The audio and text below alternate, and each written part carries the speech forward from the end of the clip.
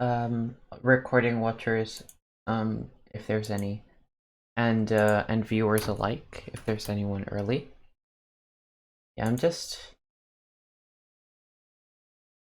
gonna put a message up, etc., etc. So the plan for today is just do a bunch of sumego for the beginning.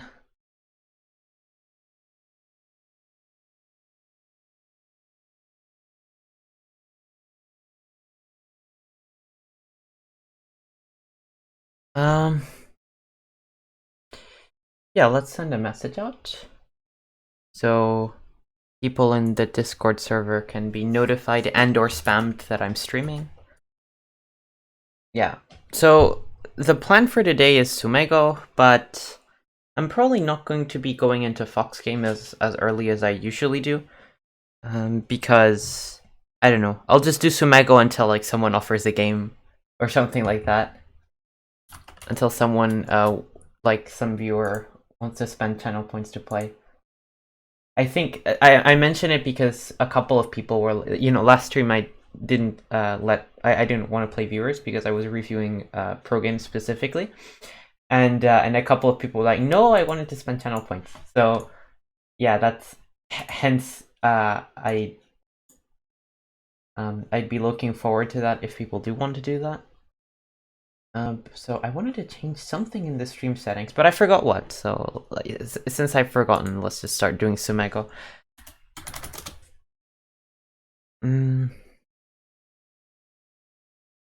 There's the infamous 3-dan barrier that we're still not getting through. So yeah.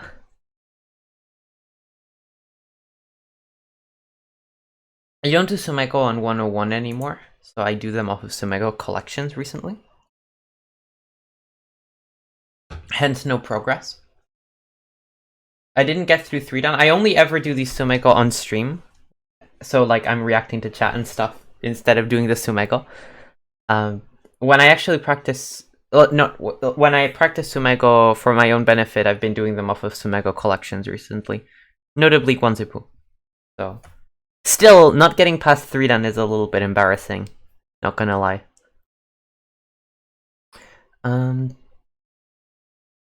I've done this sumego on stream before, unsuccessfully.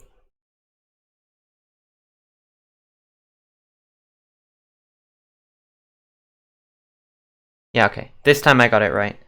I thought 3-dan would be easy for you. 101 is insane though. 101 is a bit strange. So the problem with 101 problems is that they're very variable.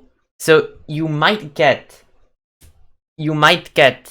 a bunch of easier problems, or you might not. So sometimes a 5-dan problem is easier than a 3-dan problem. That happens a lot. So when I'm not doing timed sumego for 3-dan, I'm doing like just random sumego off of a collection, and then I solve a 5-dan one in 30 seconds, and then a 3-dan one takes me, 3 minutes. So when you have to do them in 45 seconds, and you have to get almost all of them right, it's a little bit variable. It's hard to get through. Now, of course, if you fail 200 times, and you need to get one right, that also makes it easier to get through. But I have to this date never gotten 8 right. So, this is white. This is probably white to sack or something like that. White to sack.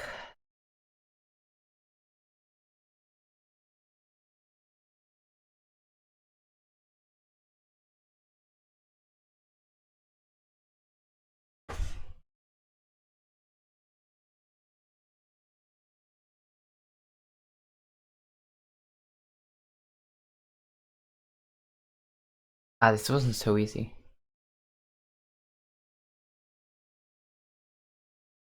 So, I think... Oh, the idea! Yeah, okay. The idea... Okay, now I found the idea. The idea is that now we play this wedge, and now we play here, and it's Damezumari. Yeah, I just needed a little bit longer. That focus face should be an emote. That's a good idea. Maybe. I mean, like I've mentioned before, I have no clue where to go with emotes, so some people, like... But I'm open to suggestions. So... A lot of people have mentioned, like, I should get some art with, like, a consistent theme like a lot of other streamers have done. So if you look at, I don't know, Sun's emotes or Rebani's emotes, they're really nice. So, I mean, you just used one of them. So, such ideas are on the table. Wow, who could have suggested that? What an ingenious idea. I mean, I guess it's pretty normal for streamers. Wait.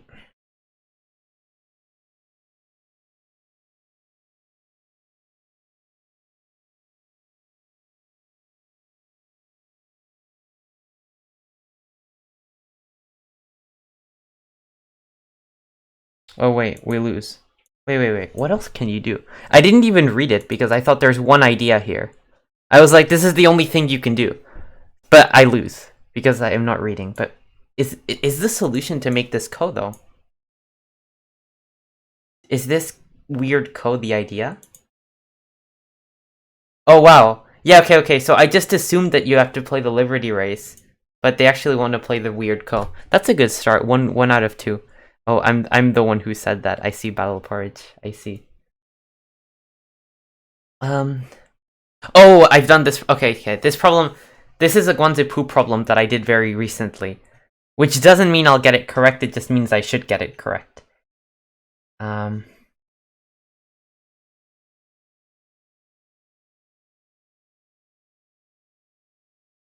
mean,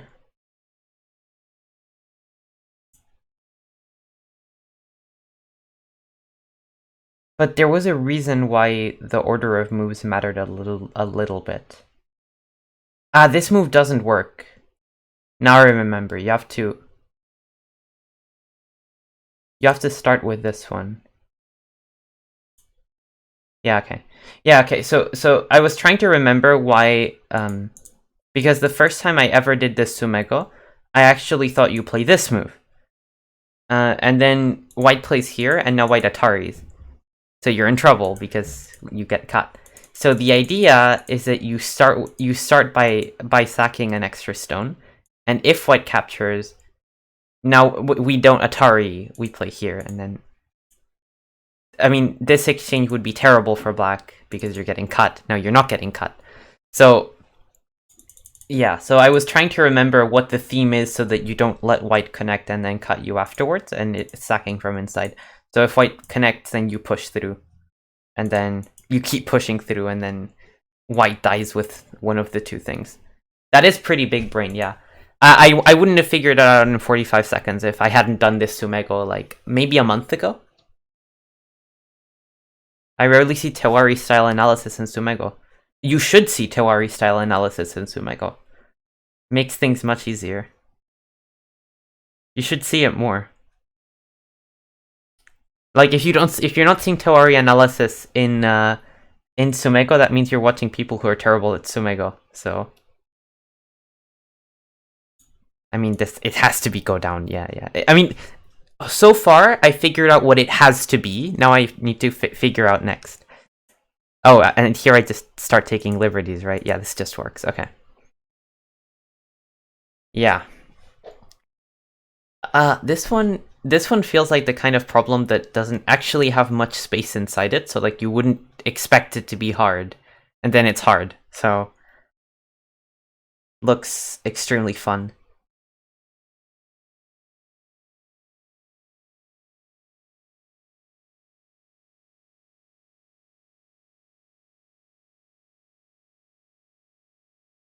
Ah, wait, everything dies. Oh, everything doesn't die. Okay, this move doesn't die. Yeah, okay, this Ko is the only thing you can do. I've only really seen Sun do Sumego on stream. Oh, yeah, okay. Well, Sun, I mean, Sun's reading skills are actually okay.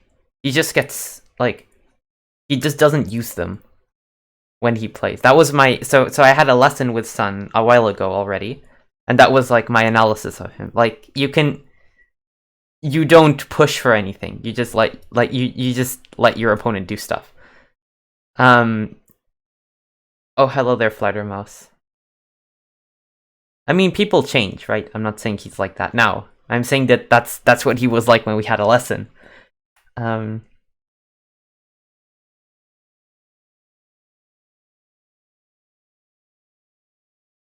Oh wait, this one I'm not gonna solve. No, okay. This is the third one I get wrong, so let's go and do this.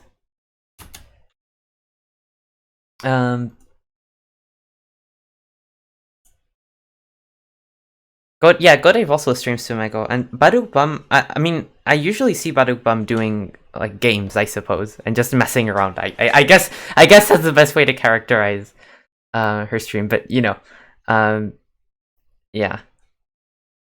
G4 RYA, I've seen him do more pro game analysis, like more than other stuff. But yeah, I guess Sumego as well. And yeah, Godave's streaming a lot recently. Yeah, but I never watched those guys. Oh, solid. I mean, I don't see any other move you could even think of starting with. No, not this. What did I do? I had discarded this move, and I wanted to play here. Like, my intention was to play N19, but my brain didn't want to play there. Yeah, this works. This is just literal brain fart, you know? Like, oh wow, just good way to start. Good way to start. I tried watching Godave once, but he gets up at like 6 in the morning or some shit. Yeah, his morning stream is ridiculous. I don't watch that one. I watch the afternoon stream sometimes. Even that one's too early on occasion. So,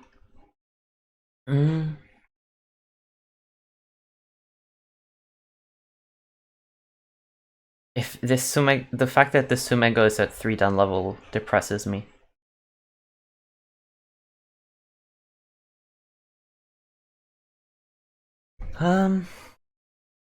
I mean, I guess you could just boil it down to this move, and this move, and then this move.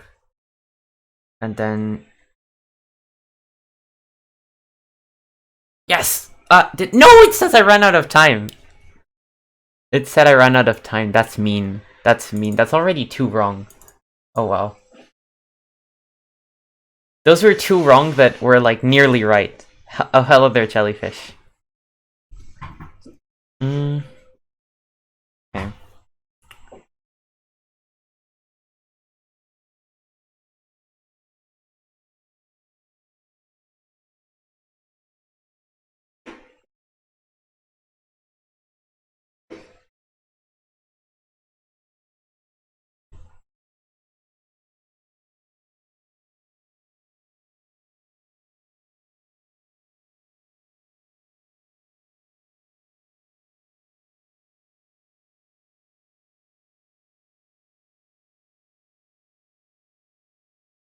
Wait, I completely... Wow.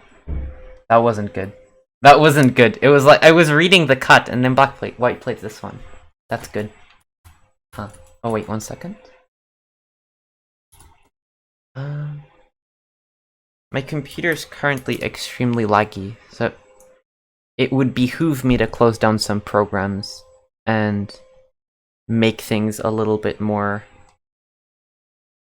streamlined.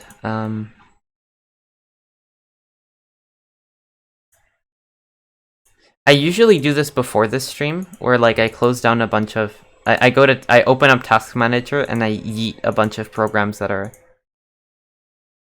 kind of overloading the computer or contributing to said overload. I was just reminded because everything was lagging for a little bit. Okay. Damn. What do you mean you can't close down? Ah!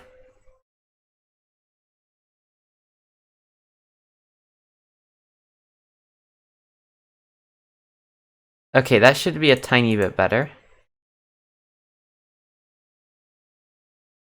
Okay, that should be a tiny bit better. Okay, let's get back to business as usual. 101's lagging for me as well. Might be the server. Oh, yeah, maybe. I hadn't considered that, to be honest. But it could be. But, I mean, my computer kind of always lags. I mentioned before on stream that I don't like wasting stuff. Who prefers to play high red? Oh, wow. Pangolier Fluffy Cat subscribed at tier 1. Thank you. Pepega clapissimo. Wow, that, yeah, very very classy way to enter this stream. Thank you. 101 slow for everyone. Wow. This Sumego. Wait, this Sumego. I mean, I found a ko.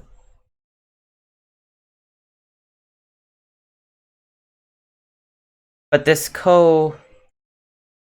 Oh, now I didn't find a ko. Now I found. Oh wait, I still found a ko. Yeah, okay. Yeah, okay. It's only a ko. I didn't find better. So. Oh wow. Wait.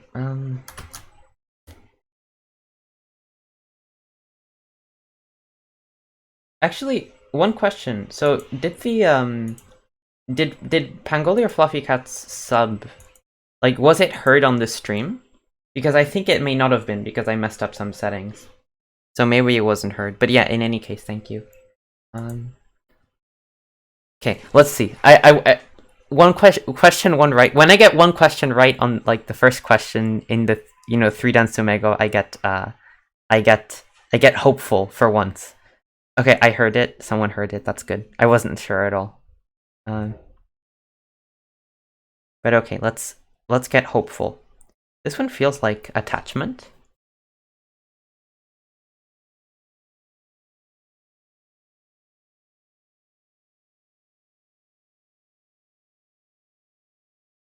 Now it doesn't feel like attachment. Oh wait, is it about this move being sente? I hadn't even started to read that part.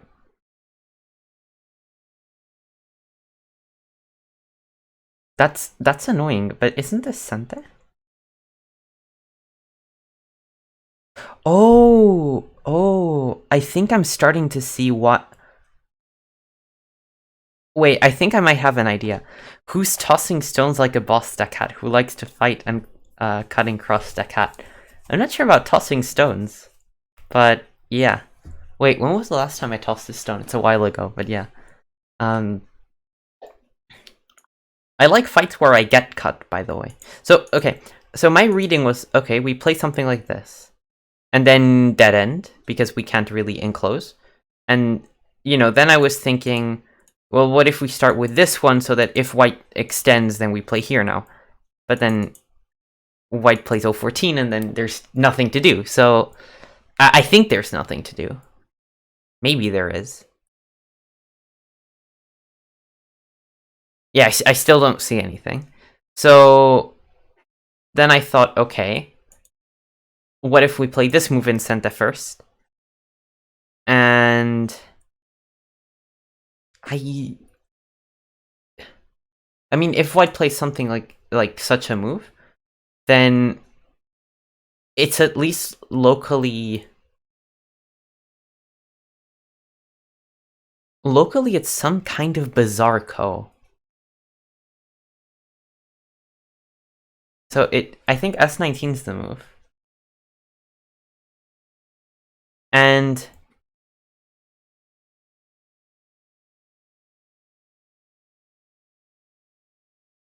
yeah, and such a sequence might go along the lines of...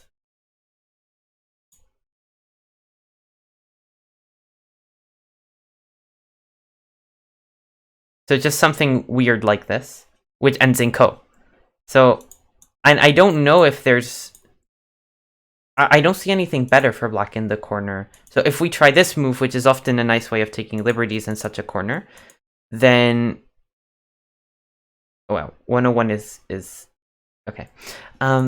If we try such a combo, then white can sort of buy themselves some time by playing N18.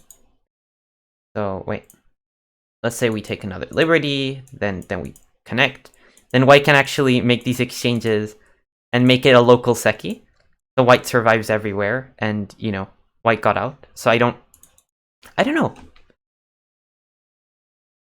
I'm not quite sure where to go with this one. I might... I don't know. I'd need a little bit more time on it. It's not an easy one.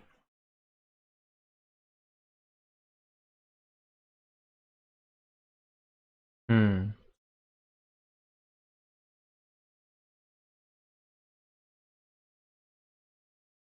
Oh, this one's weird. Such a strange Sumego.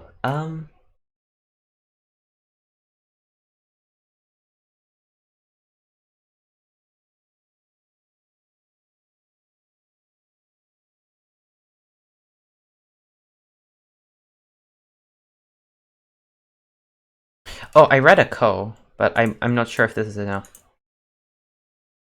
Oh wait. Oh, this isn't a ko. Yeah, I didn't read that move. So what I was reading was so. Oh wait, no, not this move dies, but I was reading this is this, and then I have to play here because otherwise white plays here next move. So I was reading capture is here, here. Oh, but this one actually kills. So then white move here is necessary. After which, yeah, I can't do anything. So therefore, black has to find a different move here. I just didn't quite see what. I still don't see what. Because if we start with such a move, then white's not gonna take, white's gonna connect. And I didn't see a way out of this. So that's my current predicament as to this particular problem. Maybe someone in the chat has some ideas, I don't know.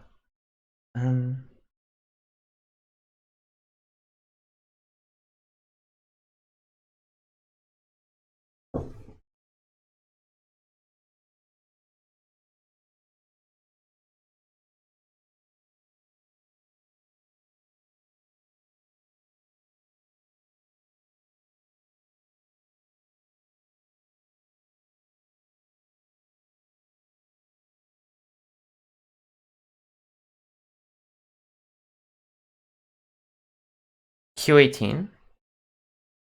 So Q18, I guess white plays R18.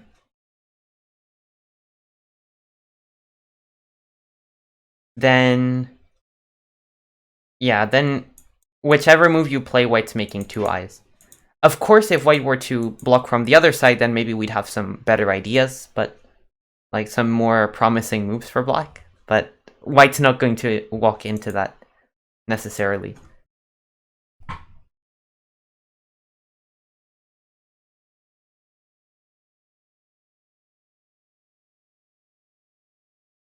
Yeah, this one's confusing. I don't quite see where to go with this.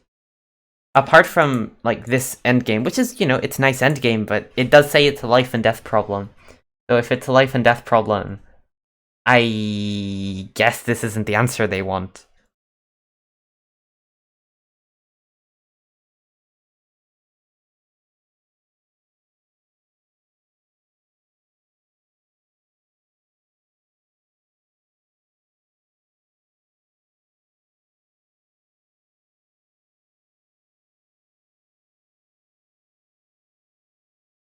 Yeah, I'm perplexed. It isn't even supposed to be a hard problem.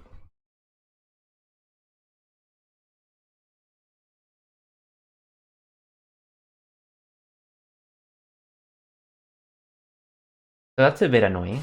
Huh.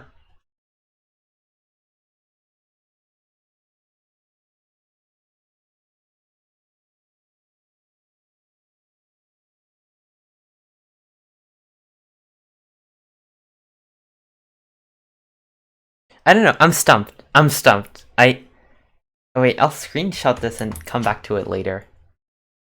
Probably off stream. But yeah. Interesting one, interesting one.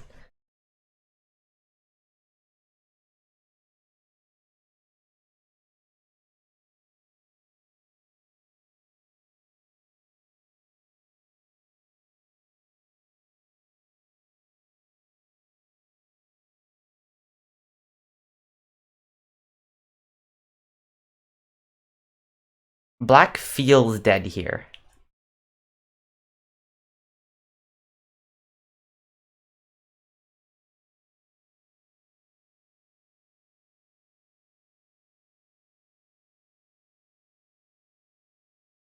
Wait, how is this? How can this live? Wait, if you showed me this, I think it's a dead shape. Wow, the restraint from showing the solution, thanks. Wait, I thought I got it, but now I don't remember where the stones were. Okay, wait, let's go back to it. Tell us, telegraph, go. Communicate via telegraph if possible what the solution is. I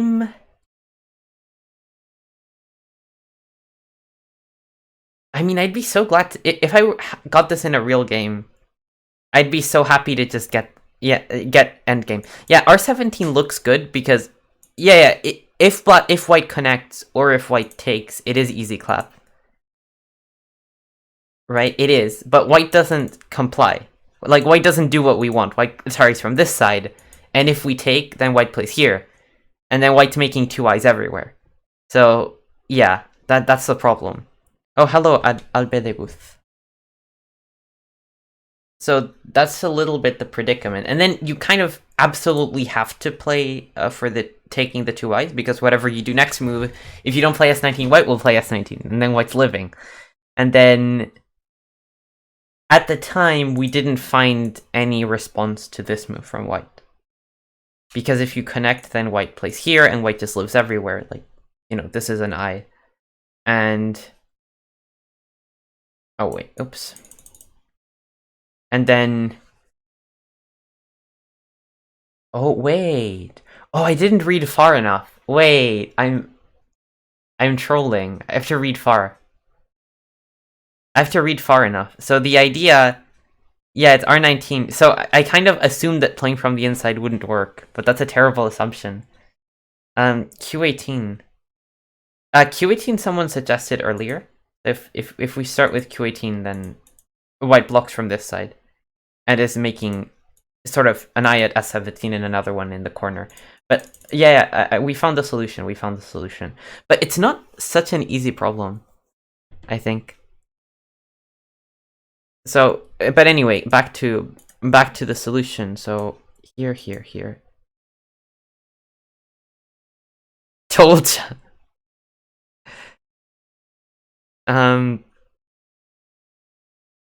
Why try to kill when you have a huge wall? Yeah, I mean, of course, if you were playing this in a real game, this corner wouldn't be big enough to play in yet. But that isn't the point of Sumego. The point of Sumego is to read the best local continuation. But okay, anyway, the solution is that now we play this move. So of course white can play the ko, but let's say white tries to live without ko. Then, what, I don't know, white plays here or something. And then we can take, and if white connects, then we kill. And if white plays here, we also play this ko. So I don't think white has a way to avoid a ko. So, yeah, that's... and if white connects, then we play this one. And then if white plays here, we make this snapback thing. Or, I mean, we can also just kill this way or whatever. So that's a nice one. That is a nice one. Okay. And this one's interesting as well. I don't... like, if you asked me what this shape is, it's dead. It looks extremely dead, but it's not extremely dead. Oh, this is why it's not extremely dead. Really? Is this... I think you have to push first. Like, I have an idea, but you have to push first. And then you have to play here. And then you have to play this move. Yeah, and then you have to make an eye. And then you have to play here. Yeah, that works. So, okay, so yeah, that's actually a cool one, and it's good to know it because it's actually in some common shapes, so I should remember it. So the idea was, let's say I play here, white plays here, and then, you know, white plays some obvious move. We play T14, and then T17 and S12 are miai for making an eye, so black's fine. The problem is that white plays here, and now goes down, and now S16I is falsified. Therefore, black pushes first. And the only thing that would worry us, apart from white answering, is that white plays S13, and then we play T16, and we make two I's, because this is an I. And once we've exchanged this, everything changes, because let's say white tries to pull this smart trick again, now we can play T16 anyway. White can't play T17 anymore because it's Atari, so okay. But that's a nice one. I should remember that. I should keep that in mind. It's a good one.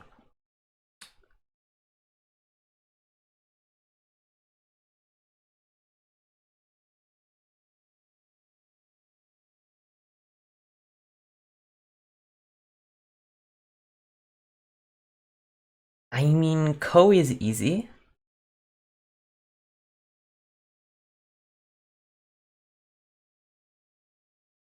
But Ko is like way too easy. You can get Ko with multiple different move orders and stuff. So that's not very encouraging. I mean, I'll try it. It's just... I'll try it because I'm running out of time, but...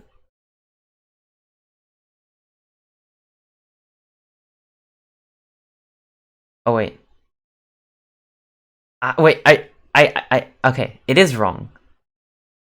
This Ko is wrong, but I couldn't in the short term find anything better.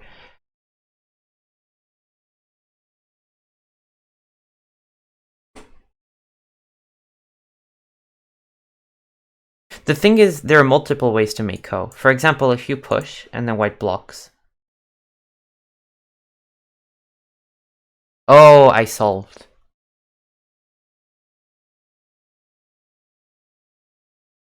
I'm confused. Death is in the Hane. Hane first works? Actually, Hane first works, yes. Yeah. So, what I was reading, and you're kind of following a very similar line of thought to mine, except you were faster and better. So I was thinking, oh, if black plays here, now we play this move and it's a dead shape. But if now white can actually play T13 and then make two I's. Therefore, we Hane first, and if white plays T13, we play T15. And now we push up.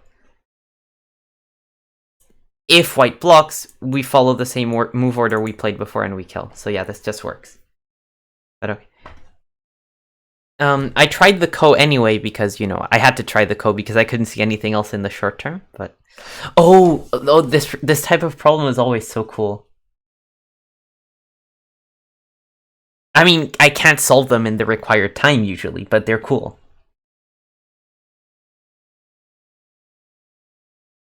Oh, this one I might be able to solve in the required time.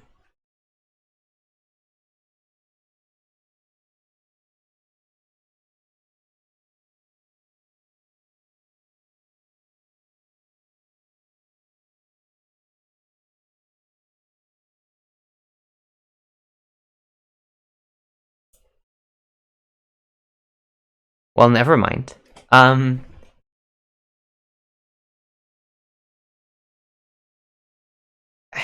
Wait, what?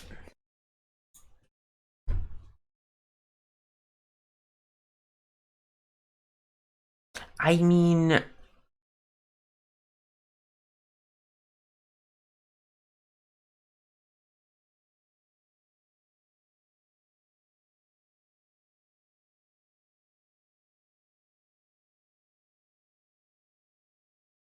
Wait, I'm confused that it thinks that it's not even an option.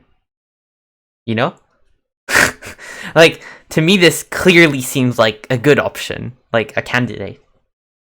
Because black has like 3 options, so, I mean, if we start with this move, some problems are just rude, yeah.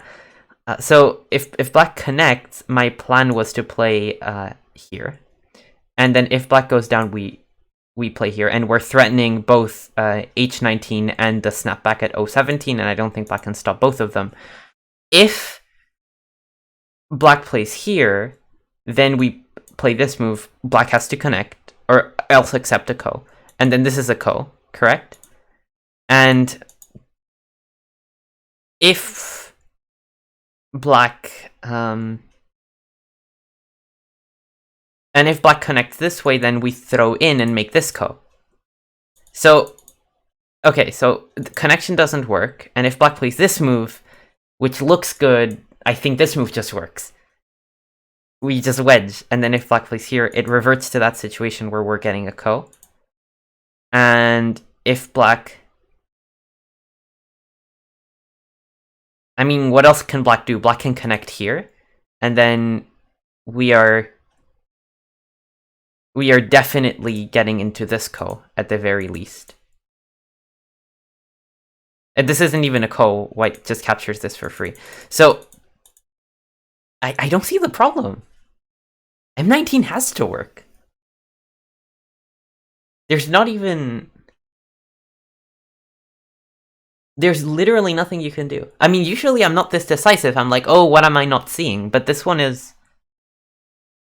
I think the problem just doesn't... Like, there may be multiple solutions here, and they didn't find this particular one. Because, okay, if you play this one, then we Atari. And you have to connect. And 19 punish. Well, here white just snaps back, no? And I don't see any benefit for black in sacrificing the stone. This is just better for white than the other variations. I mean, here black is dying everywhere. So after you play this move, black has 3 ways to prevent white just cutting at L19 killing stuff, which is M18 and L19. By the way, hello hero next door. EGF 4 done, probably stronger, one of the stronger people in the chat. So long as Zephodius doesn't poke his head around. Seems to just work, so there might be a better solution with that code, but I don't see why this is wrong. Yeah, I don't see it either. I mean, they may just want me to exchange something first.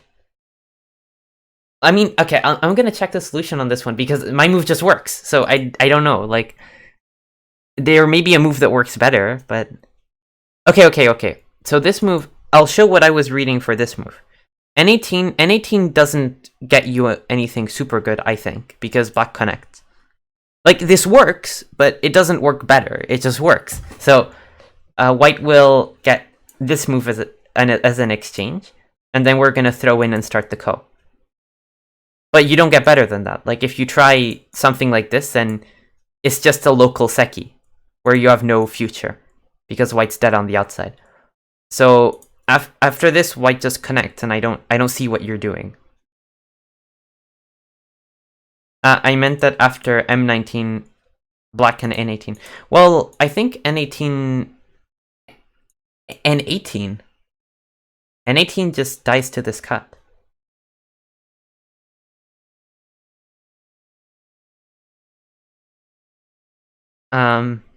Right? I mean, is this arguably better for endgame? Maybe. Black gets sent there. Not risking to die with everything. But this one's just rude. I mean, my move works, so does N18, so... I don't know. For that... Oh no, you weren't saying it's better, you just... You just missed it. Okay, yeah, 4 done EGF, by the way. Yeah. That's... yeah. Good shit. Good shit. Wait, let's adjust. I'm like singing your praises and then you like, you just miss. Nice. Okay, let's do more Sumeko then. I think that problem's just bad. Like, I think multiple moves work and they didn't input all the possible solutions. So...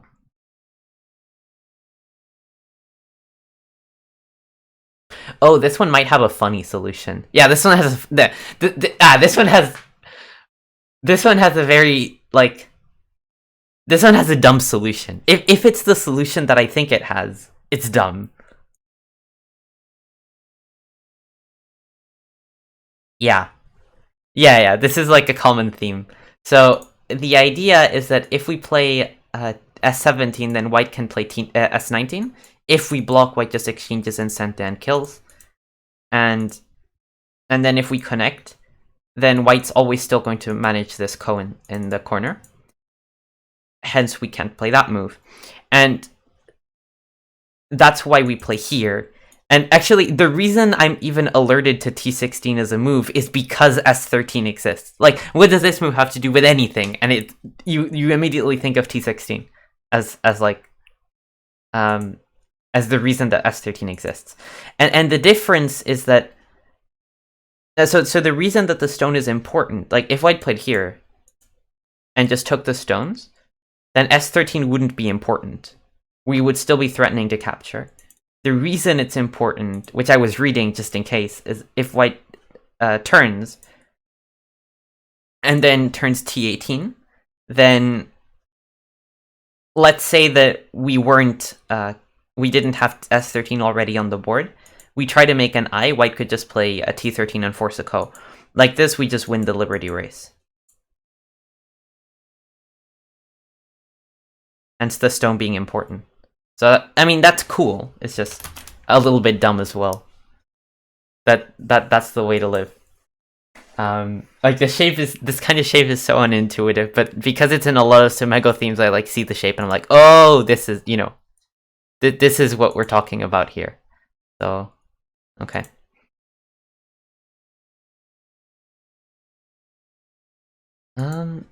So time to go to the next one soon. Once I, okay, take care of something.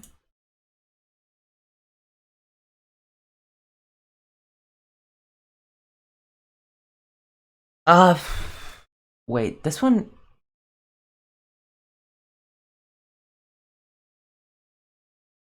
This is the type of Sumego that is annoying in that it has so many good candidates. Like, there's so many good moves that you can't pick the right one in time. What is this?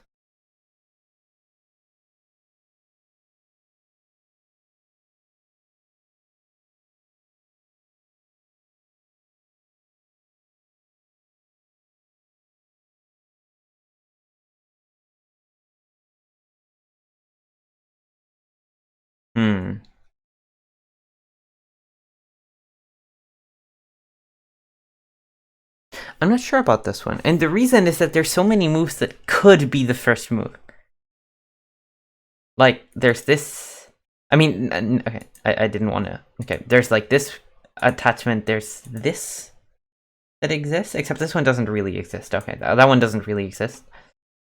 And then there's the push and this and Hane. Like, all of the moves look like somehow they could be a candidate. Okay, so R16 isn't a candidate. This move's a candidate.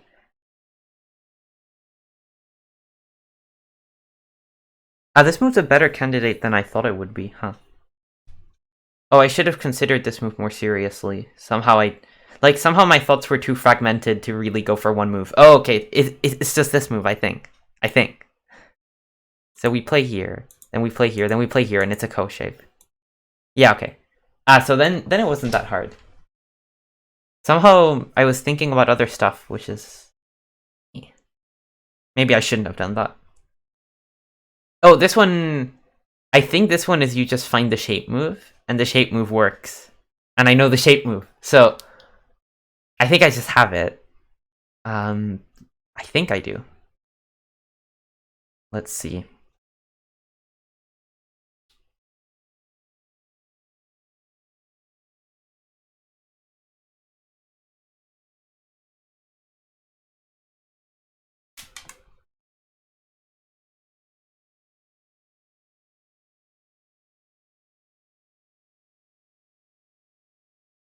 Wait, what do you mean this doesn't work? Oh, I'm dumb.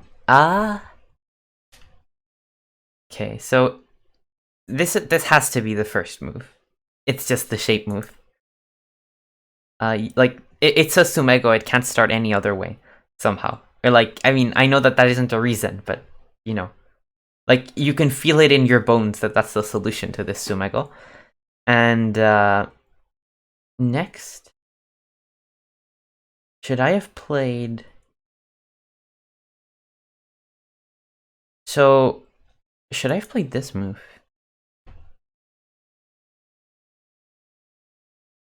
The idea being that, okay, if white takes or something, we just connect, and it's at least a ko after s15, t13, and ko.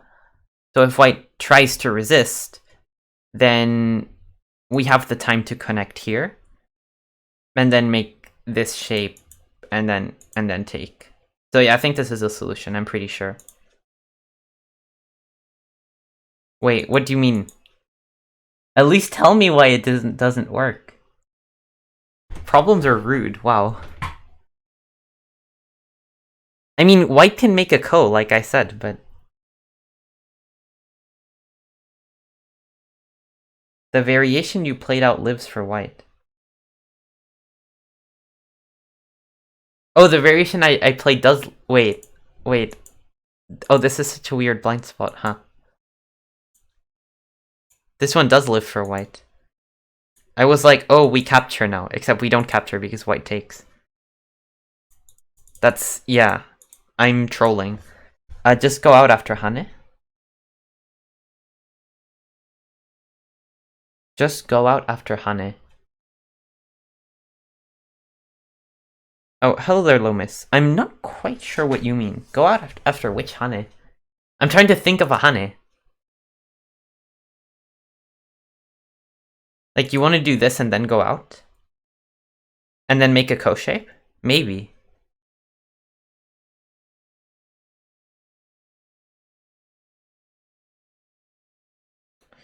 Yeah, that actually might work. That might work.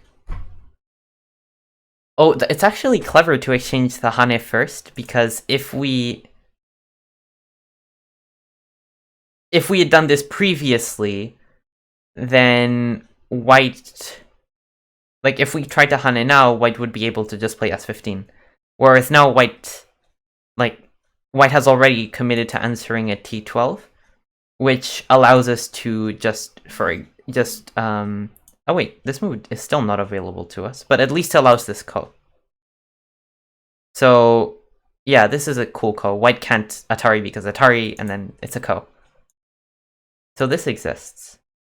Yeah, this is probably the move. The real purpose of the Atari was to make white r14 self-Atari. Yeah, the Hane. Yeah, the Hane limits white's liberties. That's cool. Yeah. Nice find, Lomis. Nice find.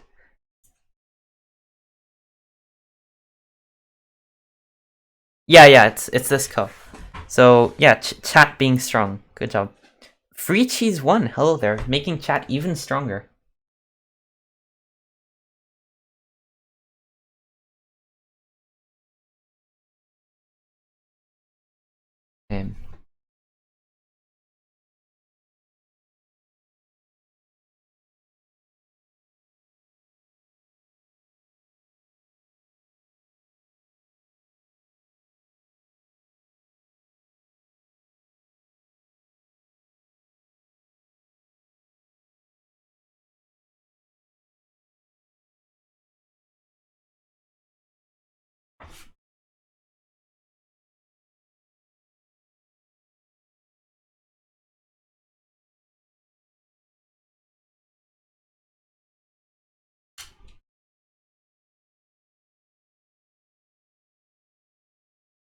Okay. 101 was lagging, so I wasn't sure if I'd get it in time, but yeah. This one's interesting because it looks like there may be a lot of different potential solutions. Again, so you could basically start with any move that stops s16. Why did t15 not work? So t15 was also the move I looked at. White connects. Telegraph ko. And then if we play like s15, white takes her eye. That's not working out. And if we play here, then white cuts. And then we're a little bit too slow. So it's the first move I read. t15 is the first move I read, it just doesn't work. And then, actually, I had a funny thought process, which is, so imagine that I'd finished that, like, process of reading, at that exact moment, when I concluded that T15 was wrong, my first thought was, hey, if the refutation for T15 is T17, why don't we start with T17? So if at that very moment I had to play a move, I would have played T17, which is funny. But yeah, okay. So then my thought process went a little bit along the lines of, okay, so if I connect, then white's gonna play here. White's not gonna play here. White's gonna take. And then again, I run into this problem where I have S15 and T17, you know. So wait. Someone got banned, and I don't really know what they said. I guess it's a bot. I hope it's a bot. Okay. So yeah, that's a fun problem. Okay, let's go next.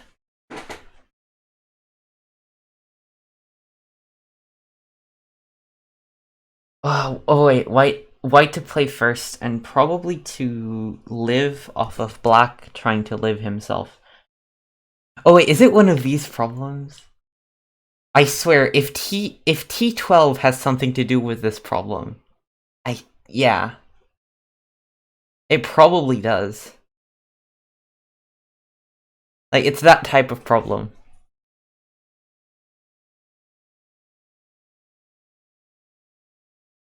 Obviously start with T12 cup, yeah, correct.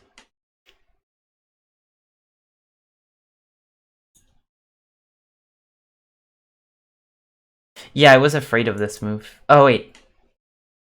I was afraid of this move, but I didn't really see how to deal with it, so okay.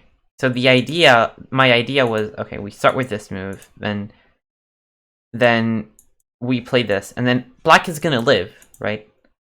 And then black lives, but we capture the 3, so we're fine. And of course, I saw that, okay, black's gonna play this move, but I was like, okay, I'll figure something out, you know? Like, I hadn't yet figured out what to do, and I was like, okay, I'll do it eventually, you know? Like, these exchanges should be fine anyway. And also, I was running out of time.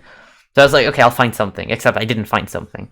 So, I mean, this problem is highly, highly, highly dependent on whether, you know, this way you get this Atari and this move both in Sente, and then you can play here, and then I think in a real game you're alive, because you're gonna push through, and then you're gonna connect, and then you're gonna cut, and then this shape is a mess. This shape is a mess, but white should be fine, and the reason white should be fine is that let's play a few more exchanges. Then we have this cut, and then this stuff, and then we're gonna ladder. So in a real game, white's fine because of the outside aji, but I don't think that this is the solution they're looking for. This looks like the type of situation where this kind of move is a theme. But yeah, so my solution, my practically minded solution would be this move, this move. Let's see if it's what it wants to do. Okay, obviously that's not what it wants to do. Wait, but let's then try... I mean, it may just want us to Atari instead. Yeah, it may just want us to Atari instead. So, and now we play here. Fine, we take. It's being so fussy about move order. Just live. O15 lives. Wait.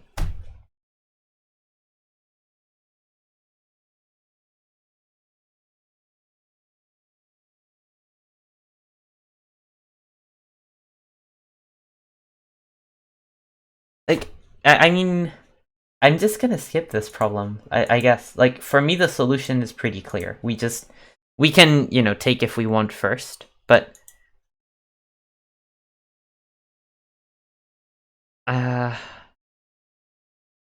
if we start with this move, that doesn't really matter. So the idea of this move is that if black plays something like here, then we play T13, and then we have some co-stuff.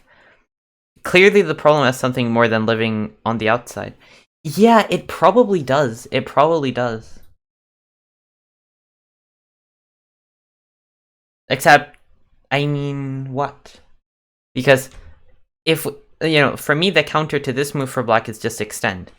And there's some sumegos where having t12 is useful, but this isn't one of those sumegos. Like, I don't see the profit you have out of this move being there.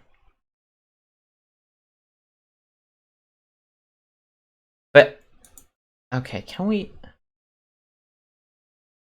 now S16? Oh, yeah, okay, so let's look at S16 then. At that timing. So dum dum dum. And then we want to now play S16. Black's gonna take. And if we connect, black's just gonna take. So, and if T12, yeah, we can get T12. That shouldn't be important, like I said. So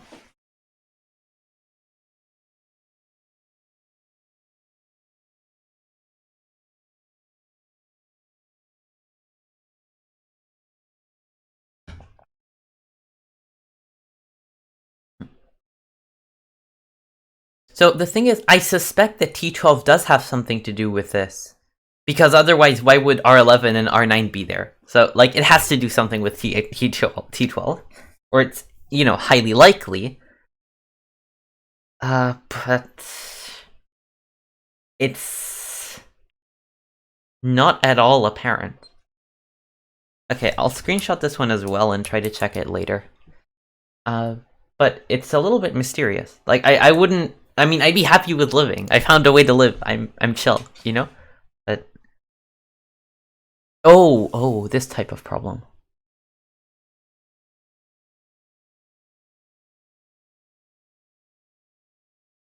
Oh. Okay.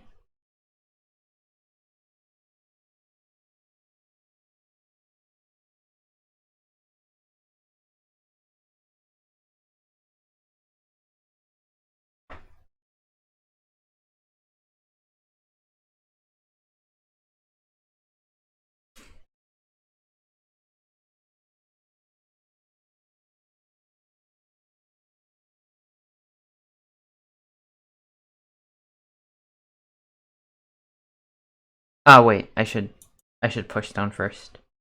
But wait, why doesn't it like this move order? Oh my god, no, I'm dumb. I'm dumb. I'm dumb. Okay, I'm very dumb. Okay. There we go. I'm very dumb. So okay, the reason yeah, okay. So I could have solved this in 45 seconds. I'm annoyed that I didn't. So the reason that this works is that if black blocks from the other side, which is usually the refutation to P19, like I've done this type of problem before, and the refutation to P19 is that you you play Q19, and then white doesn't have any center anymore. So that's why the usual move order for white here would go something along the lines of, we try and play this move, and then we try and get this move in cent, and then try to make some co-shape, but that doesn't work here. So we start with this, and now remember this corner shape actually, like, this problem flares up for black again, I think. Or it should at any rate. Wait, we need to start with this move. Okay, we start with this move. And then, if black connects and here, and then here, and then here. So that's the solution. But yeah, it's annoying because I knew that T18 Aji would have something to do with this problem. I just, like, forgot about it somehow. Hello there, Yakago. I feel like it's okay to look at the answers when it's a judgment-based problem. I mean, I agree. Like, if you just disagree with what you think the solution is, yeah. But I didn't see the solution for the last one. But start with S17. Oh yeah, then you take first, don't you? No, then you don't. Oh, then you just get a better ko. Fair enough. Yeah. So dumb. And then, so if we were to play here first,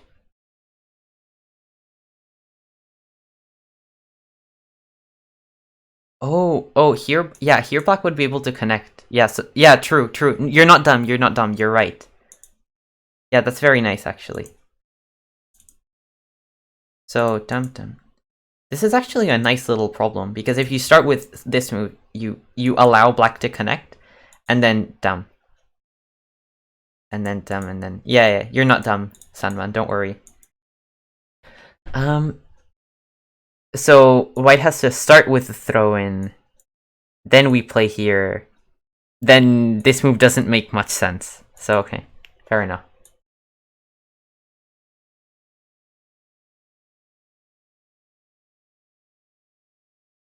Wait, this problem feels so small that it will be embarrassing to miss it.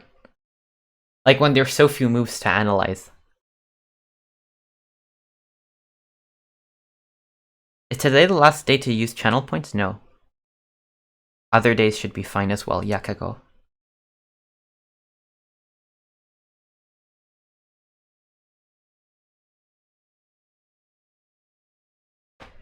Wait. These are extremely famous last words, but isn't this easy? Yeah, okay, this one is easy, okay.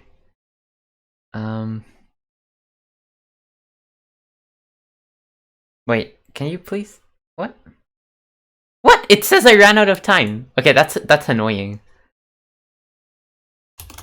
It says I ran out of time because the server was mean. But when would you like to review? Oh, I can review anytime. Like if you ask now, I will. Once I finish like this attempt, right, of Sumego. But the idea is that I'll be doing Sumego until someone asks for a review or asks for a you know, anyone does something, I guess. Oh wait, this is I've done the Sumego on stream before as well.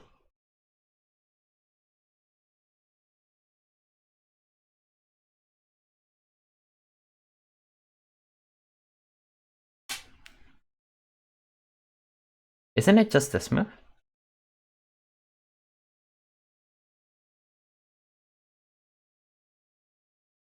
Yeah, it's just this move.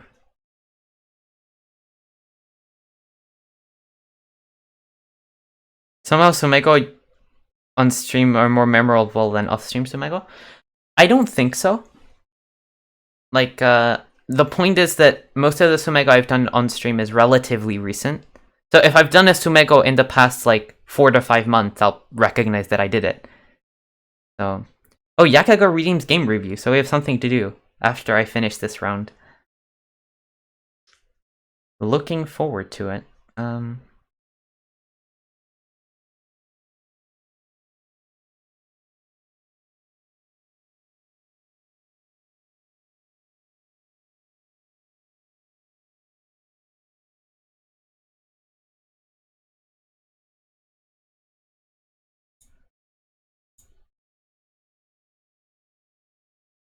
Wait, wanna hear something dumb? This is, like, really, really dumb. I was trying to solve this Sumego, and I thought that this move is, like, clearly just working, and that it's the clear solution, and then I realized that it's actually white to play. So, and then I like, panicked. Now, in fact, this is also a clear solution, I think. But I panicked, and I realized I don't have time left. I thought it was black to play. I really did. But actually, if it's black's turn to play, everything works. I still remember every Sumego I did on stream 2 years ago, I see. You can criticize my 5-minute Fox game. Yeah, sure. Send the game over in Discord, either by DM or like, you know, stick it in the server, and I'll review it. Now, I will finish this. Like, I'll try to get past 3 done, and when I fail, I'll do the review. It'll like at most like 7 more Sumegos, I guess. So, oh, 8. But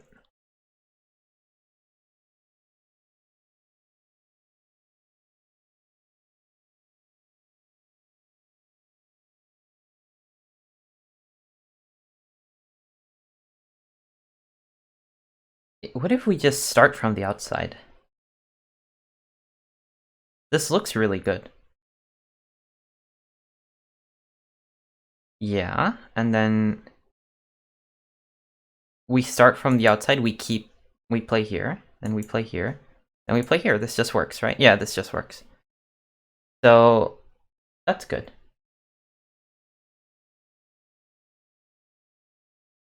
Start from the outside, so sometimes it works. What's this problem? White to play? This problem is confusing. Okay, so taking doesn't work. I think probably the trick is that we want to cut first, and then we want to extend. Oh! Oh, this is such a cool theme. This is a really cool Sumego theme.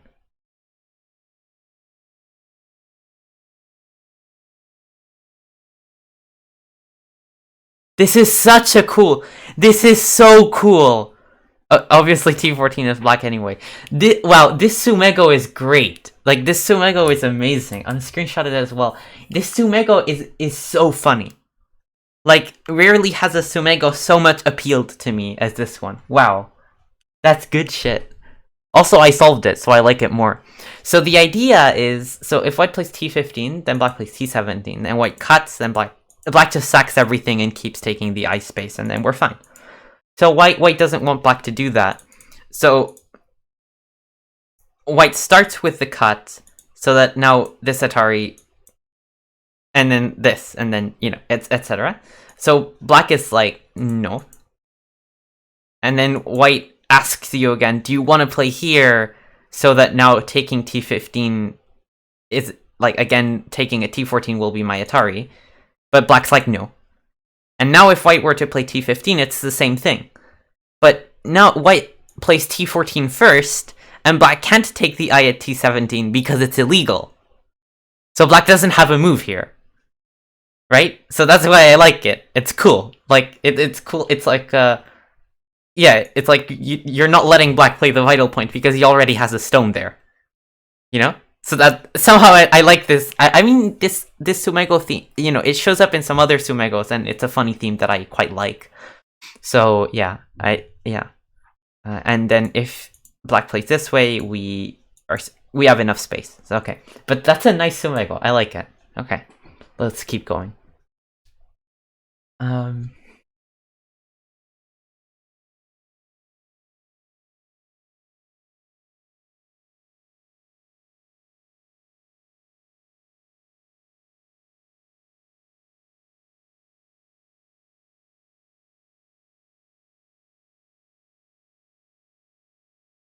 Oh, okay. This is just... Okay, this one isn't very hard. It's just about whether you blind spot something or not. Which is kind of most of Sumego, but... Bam. Looks cool, doesn't it? Okay.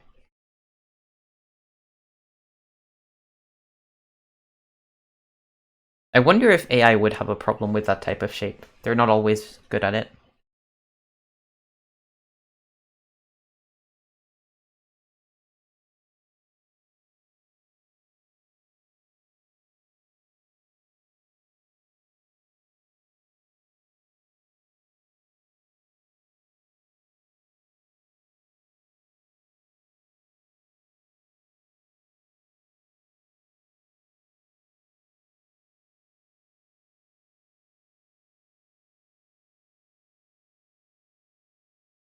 Okay.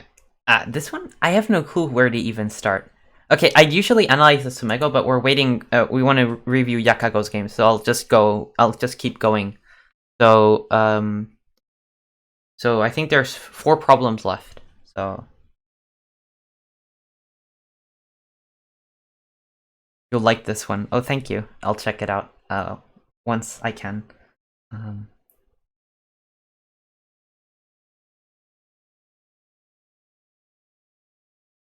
Zapo90. Hello there.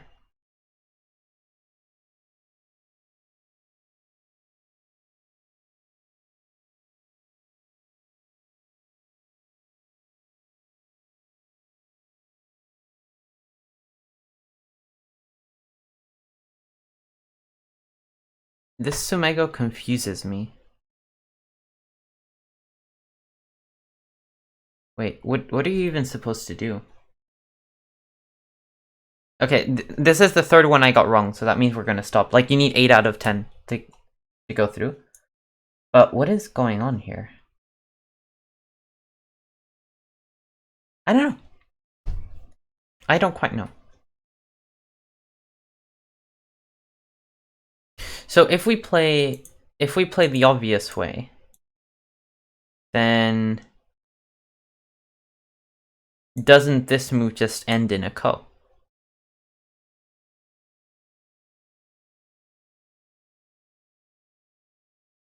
It should. Yeah, it just ends in a ko. So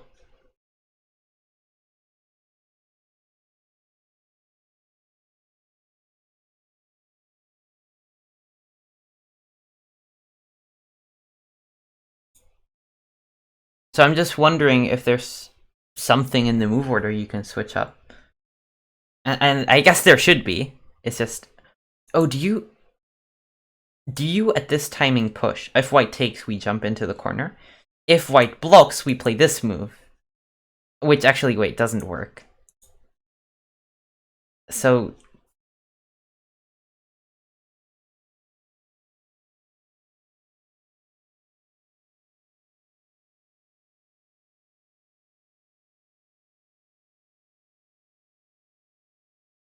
I'm just wondering if there's some cool, like, move order thing that we can play. Maybe here, that can do anything for us, but I don't see it immediately. And okay, it's time to review a game. So let's fire up Discord. And hope our computer doesn't crash. Well, my computer, not your computer. If your computer crashes, it's fine, you have your phone. So, but anyway, hi Sumego Master. Well, I just failed one, but yeah, I appreciate the support. Hello, browser. So, let's see. Let's see what Yakago has in store for us. So, his 5-minute Fox game, huh?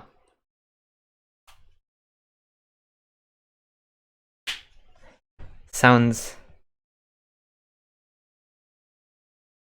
When I do lots of Sumego, I start playing worse. I think I end up looking at more bad moves like wedges, etc. I actually... I don't really find the same phenomenon, because I've played... I feel that I've played enough Go in my life that my intuition won't change even if I do a bit more Sumego. The Sumego will just... Doing Sumego will just keep me in shape. So I think it is good. Like, it depends on how much you do, I suppose, right? It depends. So you could overdo it, I suppose. You could. It's just a random game. Okay. This should be it. Okay. Let's download the game. And then let's, like, open it and stuff. That's what you do.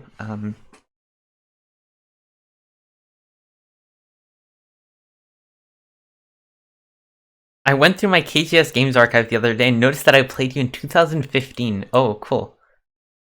Wait, which account did you play in 2015? I was using 2 accounts back then. Also, how strong were we? Today I got 50-50 on my 3Q set for the first time. Nice. That's progress, Aesolon. Welcome. Well, like, congrats and also welcome to the stream. 2 done. We were KGS 2 done. I guess KGS, right? That's chill. I might try to find you then, because I occasionally look through some of my old KGS games, like once a year. I'm like, oh, let's check my games. And yeah, I liked murdering stuff when I was around KGS 3Q to 2 done or so. I really liked killing stuff. Yeah, that's the way of the kid. So, okay, but let's change up the overlay. Wait, let's. It'll take me a little bit to change up the overlay for a game review. So, so.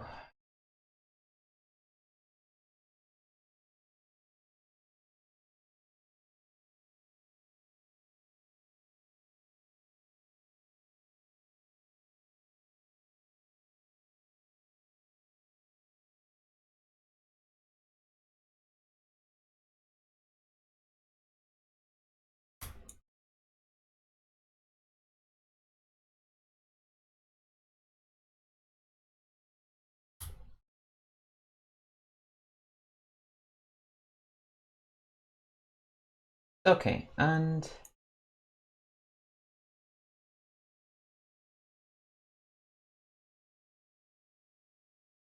I'll address chat in a second. I'm just changing.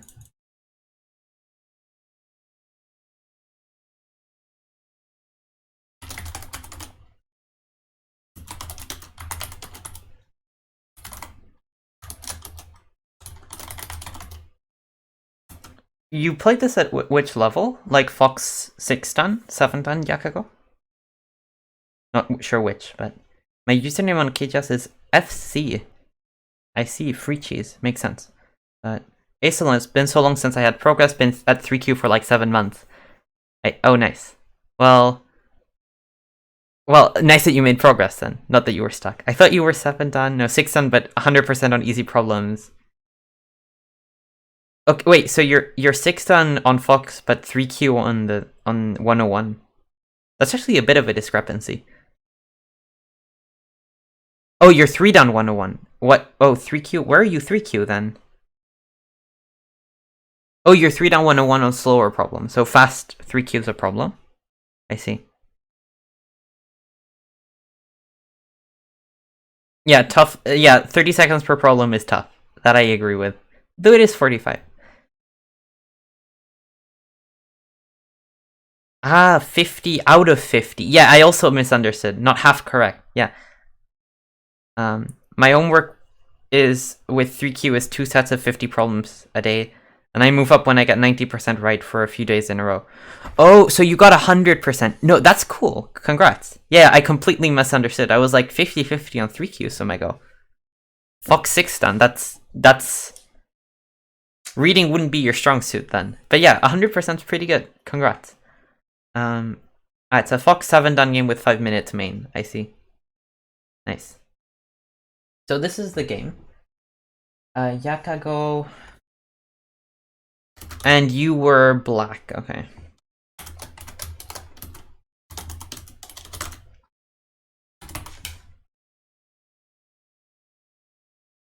And then let's reveal that, viewer game analysis. Okay, yeah, that looks like an overlay, roughly. Very roughly. So, okay. Let's get to analysis, I suppose. So... So Yakago's black. And,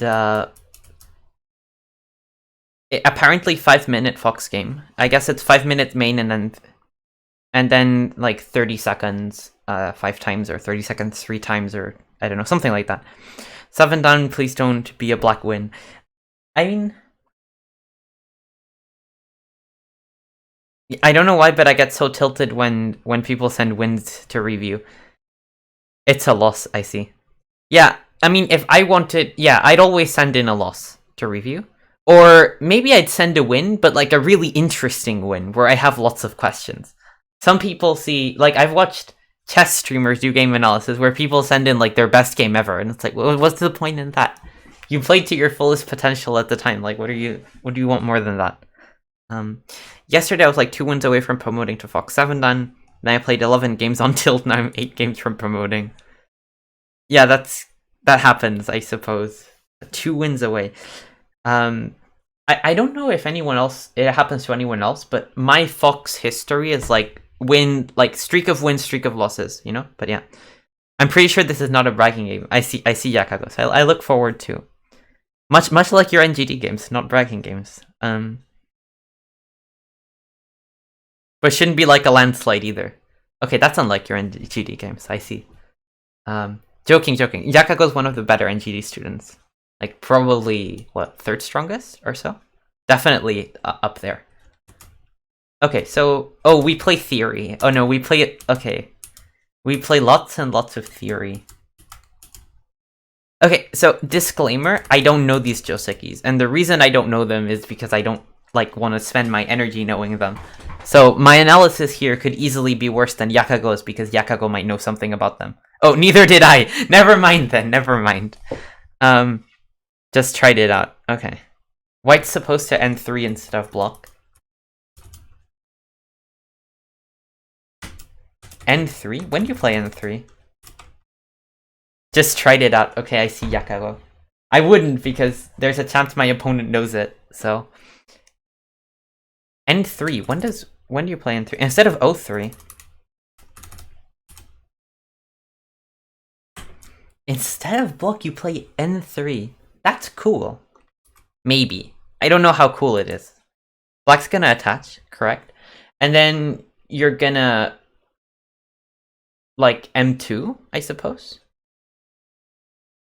And then you're gonna fix, and then I guess no. Black's gonna do this. And then my instinct is that white's in a tiny bit of trouble, just a tiny bit. What does chat think? I'm tempted to say white's bust here. But I guess in the game white's also bust.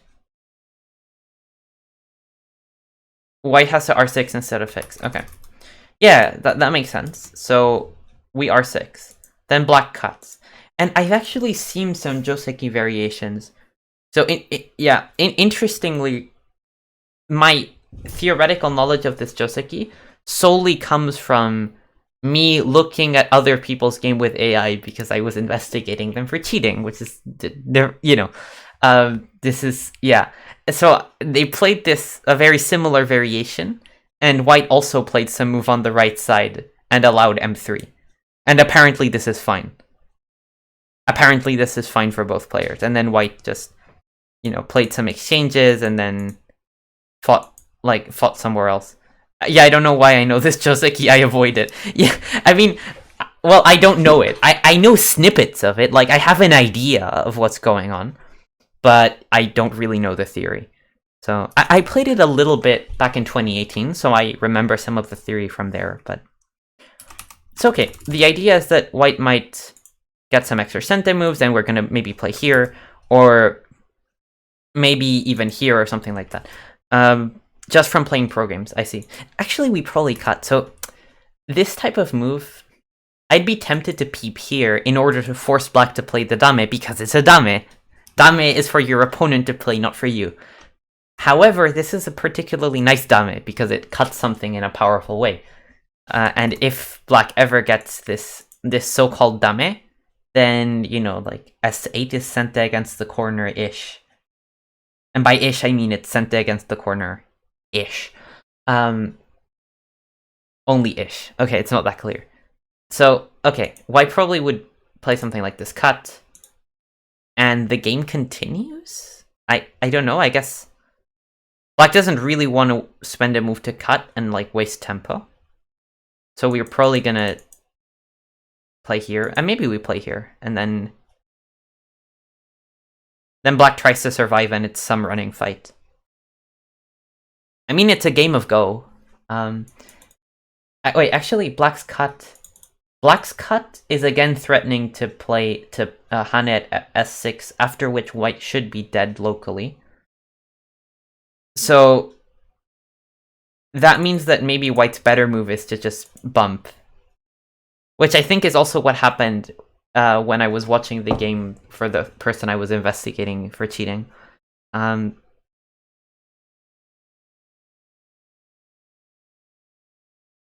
memory of the program says that white reserves the exchanges on the bottom and bumps. Aha. Wait, reserving the exchanges, I'm not sure you have time for that. So if you bump and then black... I mean, black will answer this one, but now you have to play them, I think. You can Tanuki, I suppose, but if you're going to play locally, you're going to play them. So something like this, and then now you cut through. This looks reasonable. Yeah, this looks very reasonable for both. In fact, it looks a little bit more reasonable for white, if I had to guess. And the reason is that black's kind of a move behind in this fight.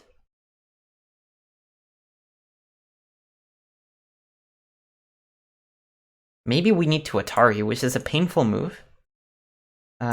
Wait, do we jump? Jump's better if we don't get captured, which we don't. Wait, do we get captured? Some ideas of here?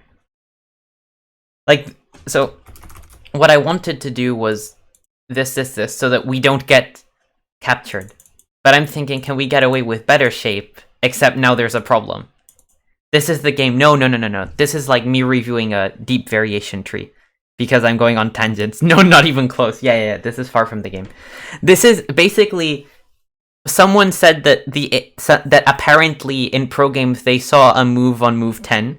Yeah, just someone brought up N3, whereas in the Fox game someone played the the natural move. Yeah, Oscar reviewing a different game. I'm sorry, Yakako. Yeah. But I can redeem review in an hour. We'll need to hop off in a bit. Oh, we await your return then, I suppose. But yeah. So, okay, let's get back to the game. I'm sorry, I'm going on too many tangents. We'll see how black can punish, yeah. So, the idea of why white plays N3 is that your shape is a little bit better on the outside, like you're doing more. Oh, white protected M3, which means that black played S6, right? Wait, black didn't play S6. Oh. Now it's different because black doesn't have the extra stone here. You have a little bit less in terms of liberties and ice shape. So maybe black making life is reasonable here. So we need to analyze this move. Okay, black's in trouble. So okay, black pushes. S3 is the move. Yeah, S3 might be the move because if white plays such a way, then you're creating something interesting. So the move for white might even be something like this move. This may be white's next move because you sort of want... You kind of, you semi-have this move... this move in Sente. I have zero idea how to count these Tsumego or impossible.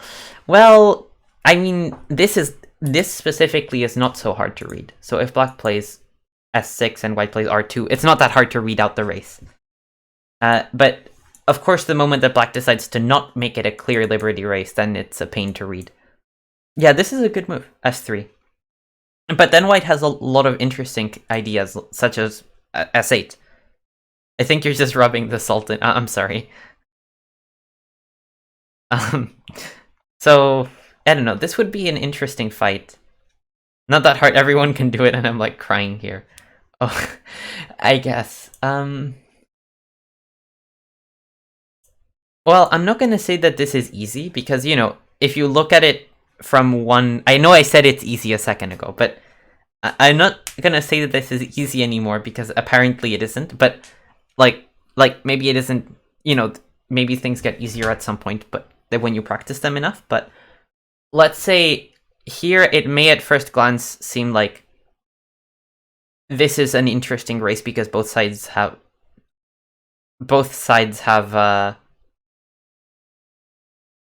two eyes.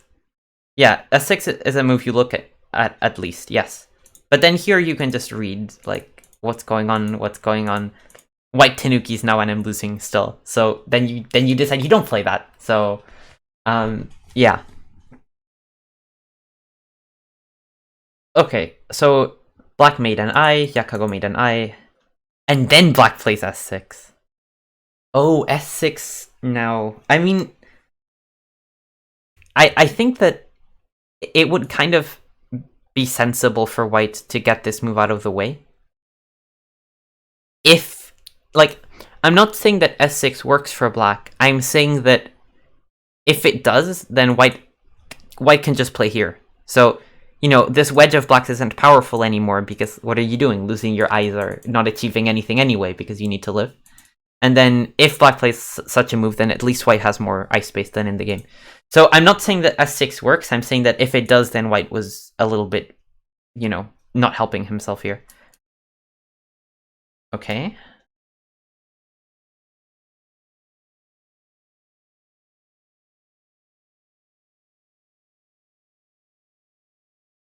Just read it, forehead.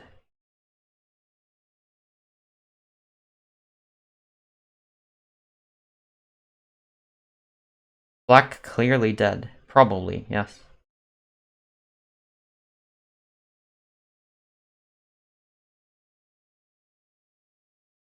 Yes, black's clearly dead. No, black's clearly dead. So, Oh, but this is unfortunate then. So then white's move was fine, and then Yakago kind of needs to play here, which is painful. And now, I want to say that the game wasn't a catastrophe.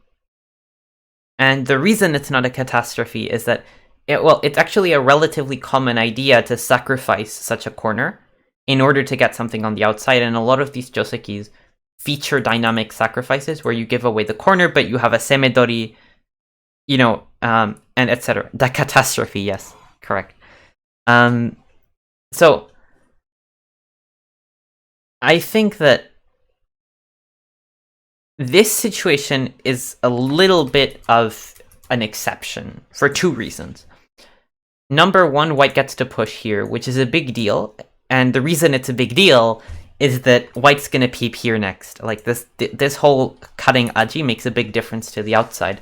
So, if white were to magically maybe give black this move at least, then it would be then it would be fine. Like in a hypothetical world where white kills this way, this is actually already okay. And one of the reasons it's okay is n5. You were thinking of n5. N5 wouldn't be my move, but I was wondering, so I was wondering if after being dead I should play a move like n5. n5 wouldn't be my move. So you just tanuki. The local move, I mean, shouldn't it be more like here? I mean, it doesn't do anything yet, but I'm asking, isn't the local move more like the attachment? In theory.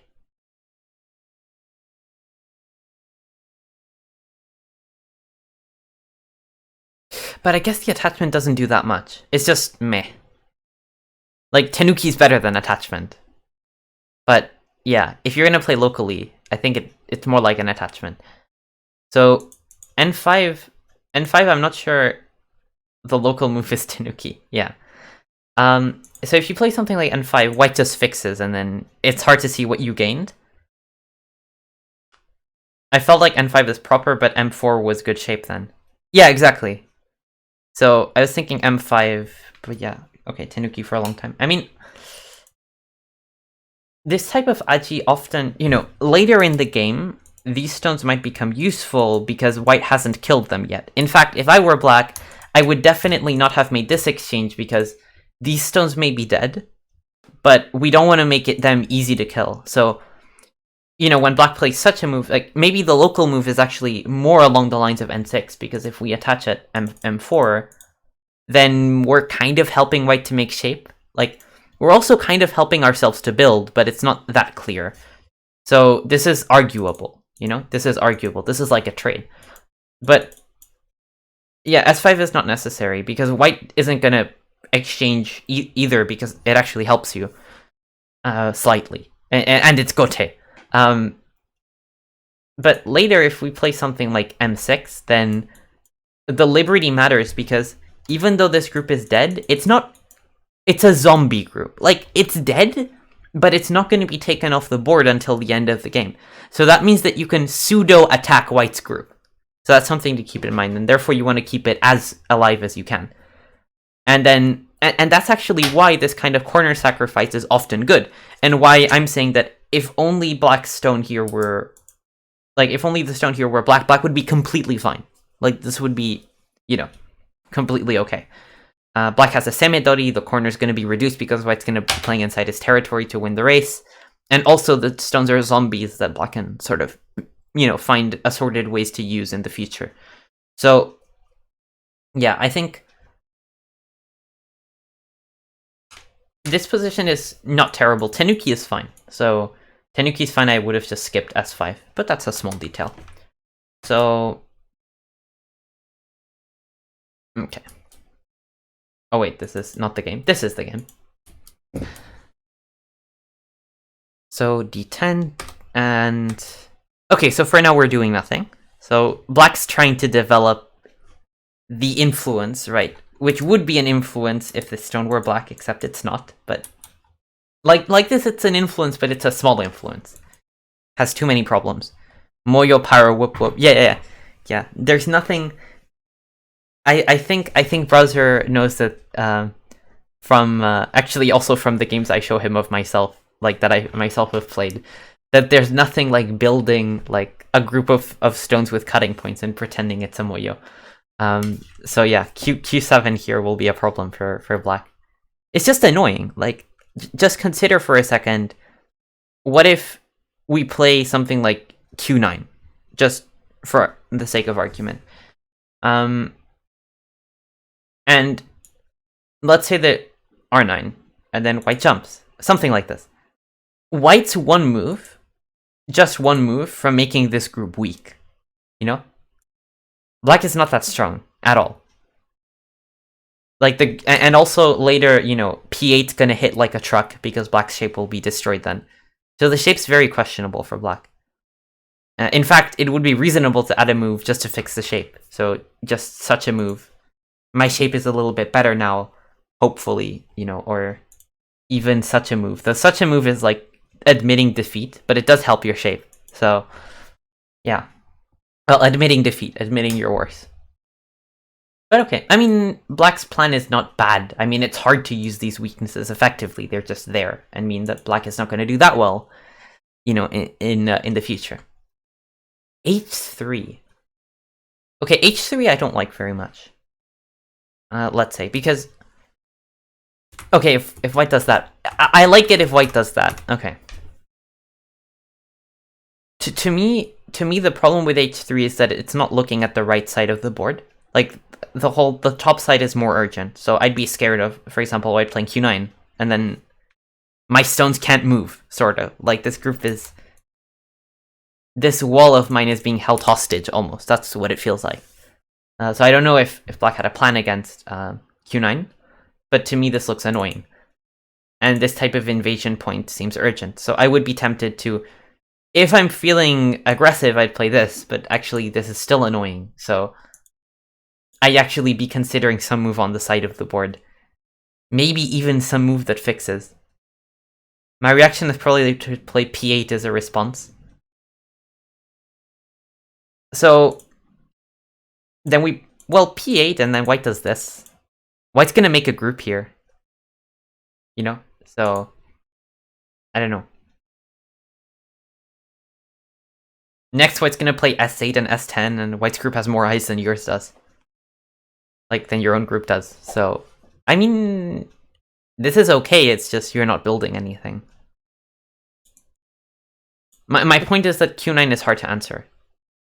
So, I mean, of course, if white does this and we get to play Q10, this is good, but white's not going to let us do that. So, to me, as slow as and as painful as it seems, like this is sort of admitting defeat. Like, you get a wall for the lower side, and then you add to the lower side anyway. But what do we think about just adding a move? And fixing the shape, and then, if, you know, we can claim that this is never a problem because we can just jump out now. And fight with the stones if white ever cuts, and then we can sort of, you know, continue the game. I'm almost ready to bet that white plays P8 and black plays Q10 this game. I mean, that would be a great exchange for black. If black got that exchange, black's like sorted. Like, black's halfway to heaven with that exchange. It's a really good exchange for black. Because the 3 stones, it's not like they're not important, it's just cutting them doesn't mean that you're killing them, right? Doesn't mean anywhere near that. So, yeah. Okay. So, yeah. So H3 I don't particularly like. From what I've learned from of all my lessons with you, I know that black needs to ignore all the shape issues and just enlarge his moyo more greedily. Oh. Solid. I won't defend it. You won't defend your moyo or specifically Q7. But anyway, good job, browser. That's my student. H3. Oh, you won't defend H3. Okay. I mean, H3 is not a bad move, right? H3 is okay. It's just, if I had to guess, it's objectively a bad move. Or like, in my mind, by my line of reasoning, it's clearly a bad move, but it's only a slightly bad move. It's not like, I mean, after all, you're playing 5-minute blitz on Fox. Like, you're not, like, this move isn't something I want to complain about. Also, it turned out great because white played second line endgame and let you shoulder hit here. So, I mean, it worked out. So, what can I say?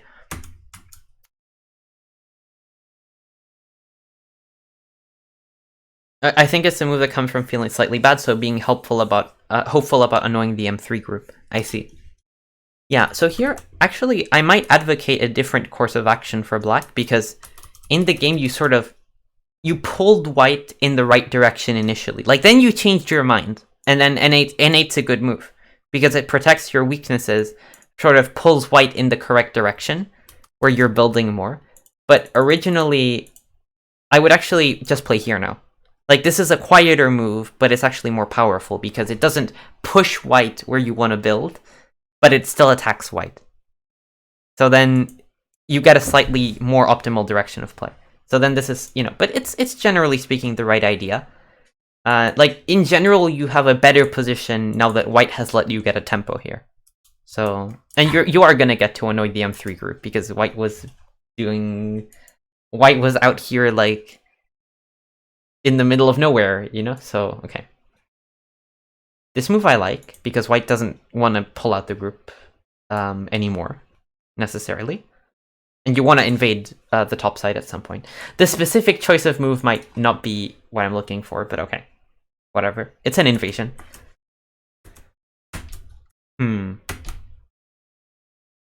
And white doesn't play here, which would be my move. I guess this is fine for both.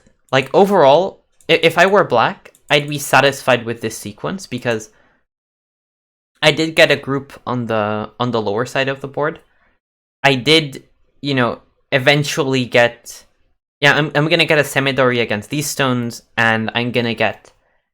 eventually. And I did fix all my shape problems, so... I played here, I played these moves, and, maybe black's next move is even gonna be something as passive as this kick. And then you're just making points, because, like, what else is there to do this game?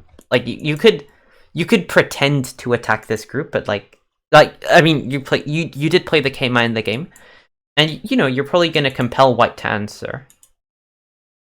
But eventually, it's more like white plays here, and then you go back to this move anyway. So, and then probably black's doing fine. So we sacked the lower side, but white played a slow move at b6. We fixed our shape. We made points on the right and top side, sort of. So this type of game is probably quite reasonable. I think. Wait, which move does actually is actually good here? Like, I want to play in this area, because otherwise white's gonna invade and take our corner. So that's not good. So let's say we play some defending move. We need to figure out the defending move. It's not 100% easy. It's actually not easy. That's annoying. Like, if you play this move, you're giving white great shape and connecting all the stones, and so it's not easy.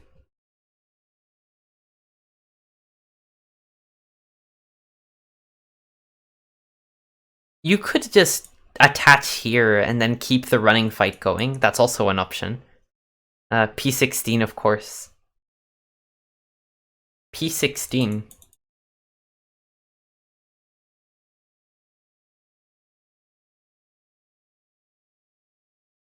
I just wanted to put this move on the board, but I think you mean for white. Or you're kidding, or both. But anyway. Okay. So, I mean, I guess that you kind of can keep the running fight going. Oh, thank you, at Ali, for the follow. I think you can keep the running fight going. It's just not gonna get you much at this point. Like, white's group is really flexible, really strong. If white just jumps here, for example. Like, I don't really see what black does next.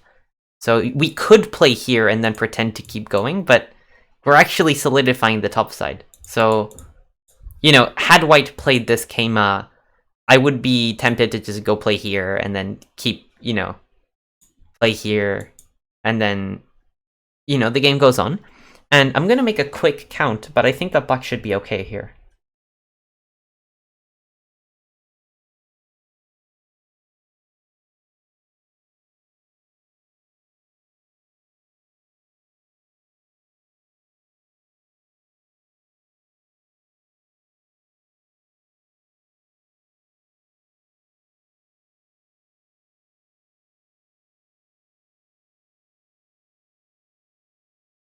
Black's okay, but black's worse. That's my guess. So white has approximately 20 points in cash, 30 points, 40 points plus Komi, and that's capped. And then black has around 25 plus some loose change, so like, you know, up to 30. So black's down on points, but black has a little bit of potential on the left side. Generally, black is stronger on the board at this point. So, you know, this game is playable. I think white might still be favorable, but okay. This move is a little bit weird. I think in general, it leaves some problems. White's leaving some problems here. Like, I know that this is like barbaric, but I don't know, something like this is not 100% easy to answer. Maybe not now, but later. So let's consider such a move. Like, this works. So I don't know.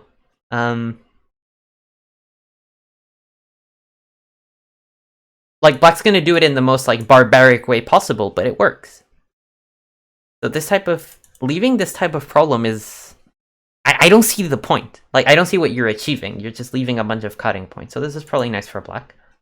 But okay, let's see how it goes. Oh, black. Oh, wait. Here I was talking about barbarians, but black cut this way. This cut is like an I kill you cut. Like, if you don't kill, you've made a big shape pavement towards the outside. Exciting. Maybe. But white's certainly gonna make life here. Okay, let's see if white made life here. I mean, it was pretty exciting. Wow. Black got closer than he should have. Okay. So the thing is, you almost never cut this way. So if you cut cleanly.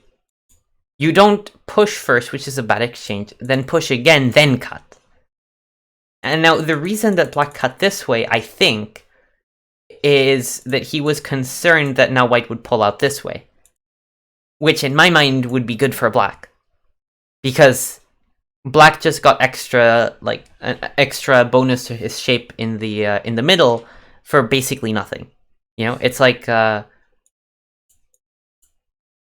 it's almost like we had played this type of move, but then black suddenly gets given, like, this, basically. I mean, you know. It's more like black pushed one way first and then changed his mind. Oh, okay. I see, Yakako. I understand. So, yeah, I didn't quite... So, what I interpreted from the way that you played this was, I'm pushing this way to make sure that you die. That's what I interpreted from the moves. So this is like you're going for murder. Which is not going to work, but it could work in a Fox 7 done game with 30 seconds. It could work. It's not going to work, but it could. And I would be... This is interesting because changing your mind is illegal. Yeah, you live in the US, don't you? Yeah. As white, I would be hella scared to die. Yeah, maybe, but sometimes ghosts scary. So what I like about this position for black is that white has incurred so many shape weaknesses. Like, white has weakened everything just to look good. Like, I don't know what white's doing. Like, I don't see the point of creating so many weaknesses. But the downside of that is that black doesn't even know where to start. Like, you know, this is like being... I'm like a kid in a playground here. Like, which cutting move do I play first? It's hard. I might just start with this move to make sure that the exchange is on the board. And then... I might cut this way. I might. And then such a cut... And then such a cut is better for black than the other ones we saw, because white has less ice space, and also we didn't pay on the outside. So, you know, we fix, and then white's group might live, but actually it's getting suspicious. I would think white wouldn't answer R11. Q11. Well, yeah, white can Tanuki, that's fine. I mean, do you want white to play another dame to fix the shape? I'm cool with that, yeah. No complaints at all. I mean, it's hard for black to attack this without exchanging first. So you might as well ask. And if white, I don't know, how does white fix? Does white fix this way? Or something? I don't know, white has to play a dame move anyway. So this is, even getting the exchange is just fine. So I don't know.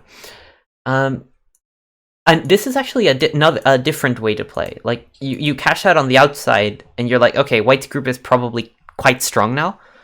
But this is clearly better than some of the other variations white could have gone for, like, at this point. So, you know, black has a lot of ways to say he's profiting. It's just hard to choose which one. The way that you did in the game is a little bit all-in-y, but because it's hard for white to live, I understand it. Like, it's not hard, but it's hard, if you know what I mean. Like, humans in Byoyomi are really bad at living.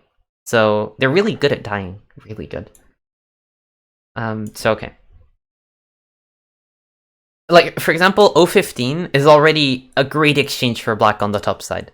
So, you know, if white keeps making payments like this to live, then black's gonna be fine. You know, white's only real compensation is these stones.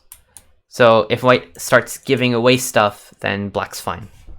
So, you know, I think a better way for white to approach this would...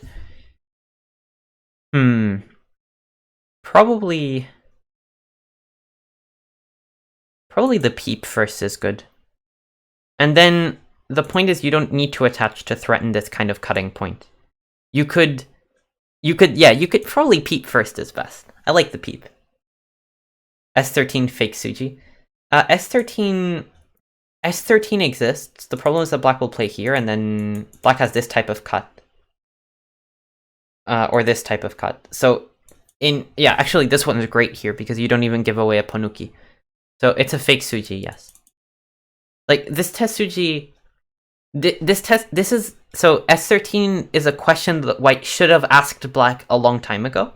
So at this point, white should play here and ask black, like, stuff, you know? But now it's too late. Oh, you want R11? You want R11? You can, but R11... I mean, you can get it, yeah. I guess you can get it, I suppose. Here, and then probably you can live. The problem is that this weakens the Pipaji, which I want to use. So, like, I agree that this is something you can do, it's just not something I want to do. I want to peep here and see what you answer. Like, this is really hard to answer, I think. No? I'm thinking that black might be in trouble if you just play some obvious move, and then white goes crazy.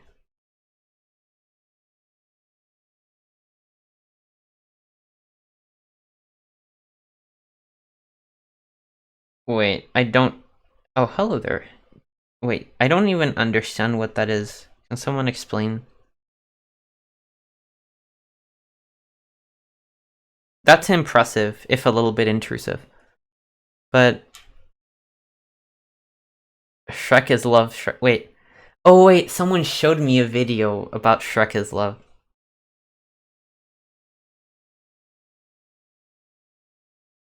Uh-huh. Yeah, it shows up different in my chat thing. Yeah, someone showed me some video about that. That was traumatic. Okay. But actually, I have to say that this is an idea. This is an idea. You just quickly make life. You just get this exchange out of the way, play here, and then, you know, even if black has to try very, very hard to kill this. If we consider that, even if we start, I don't know, taking the eye shape or something, I mean, we should probably start with this move. Which is risky, which is very risky.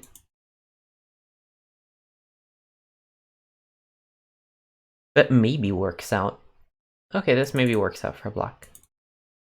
So if we start taking the I space, there's still a very high likelihood that white's gonna make it here. So just sample variation. Imagine taking risks in a blitz game on Fox. Yeah, correct. This is annoying from black. Okay, let's get this exchange out of the way first. What does black play? This is actually a little bit annoying for black to handle, so you can't really play here because of this move. So you know you're gonna fix, and then we play here, then we play here. This group's really hard to kill, so this is probably the easiest way to settle. I agree with that. Maybe it's not the best way, but it's the easiest. White's move is weird because it just helps black's shape and doesn't help white's shape. Like, this attachment still exists now for black. Oh, 13. So white isn't doing himself any favors. Okay, let's keep going. Also, I love how he went for my peep, but only after he fixes the cutting point that, you know, like I wanted to play the peep for. But okay. So white's living technique is kind of suspicious and or like significant of like being petrified.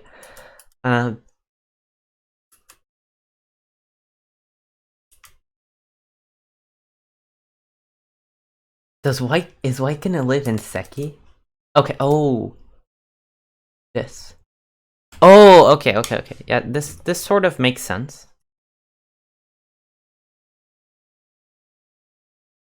It doesn't make sense though.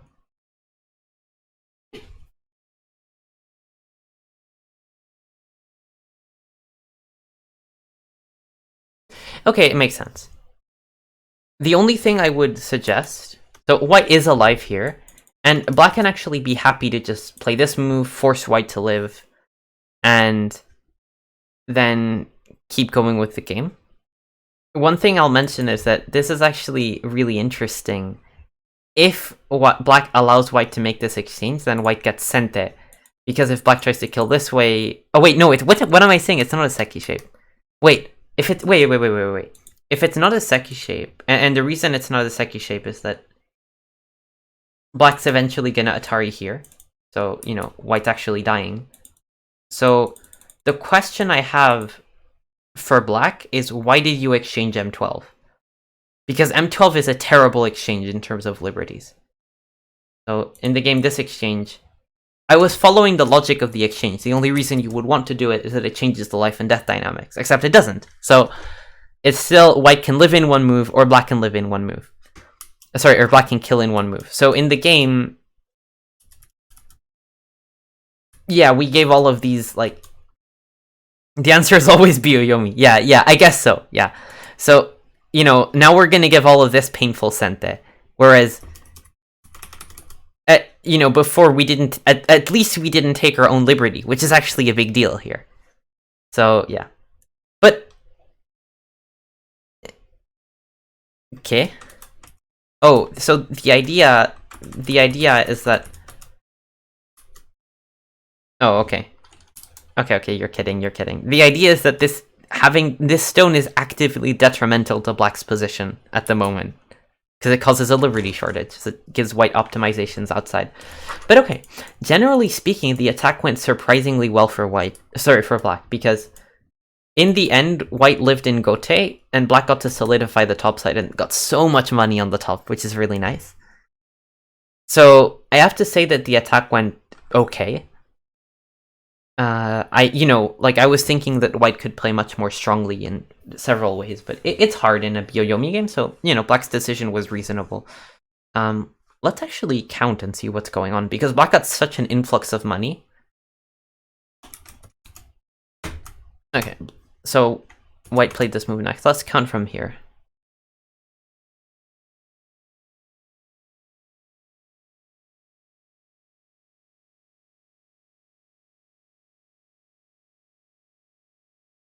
So, white's actually still better on cash. Black doesn't have that much.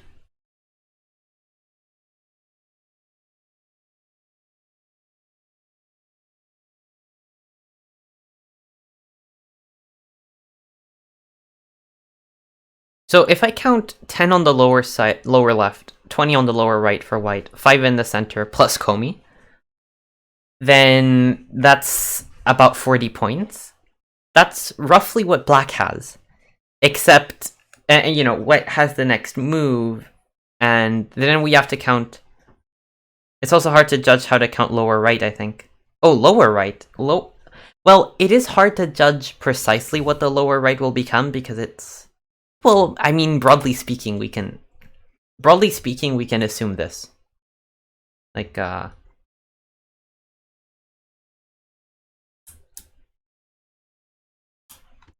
think we can assume this in counting, and this. Like, if you assume this, you won't be off by more than a point or two. So, yeah, that's like, and best case scenario is this. But anyway, that isn't, you know, it's hard to judge correctly, but you will never be off by more than a couple of points. How much loose change black can get? Yeah, that is a good question. No, absolutely.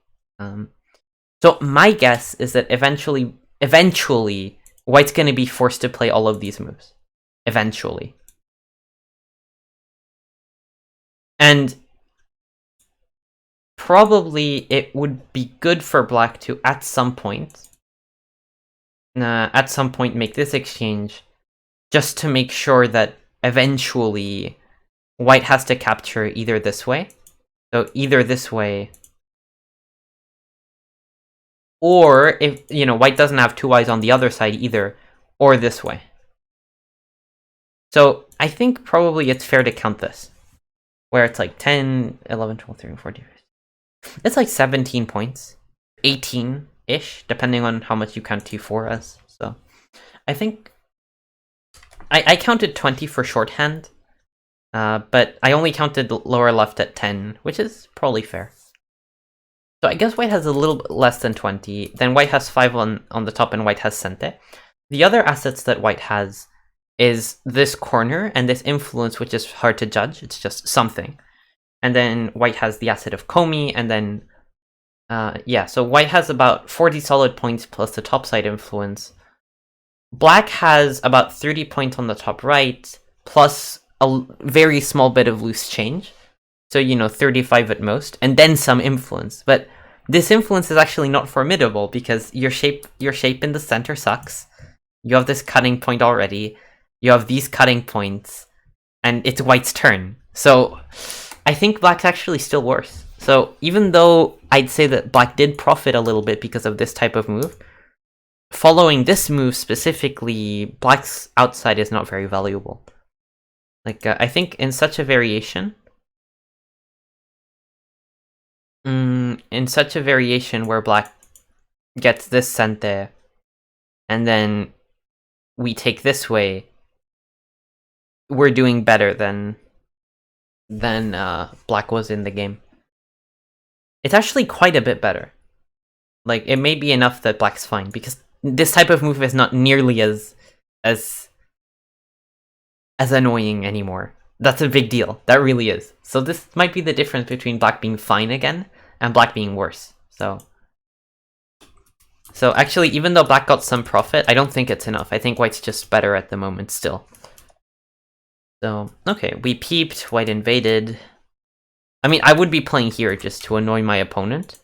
No, not here. This wouldn't annoy my opponent. But more like this. Okay, but yeah. So white invades. And white gets this. This is actually okay for a black, because we get cente to play b16, which is huge. Oh, we did this. Huh. I was assuming we don't take the stones.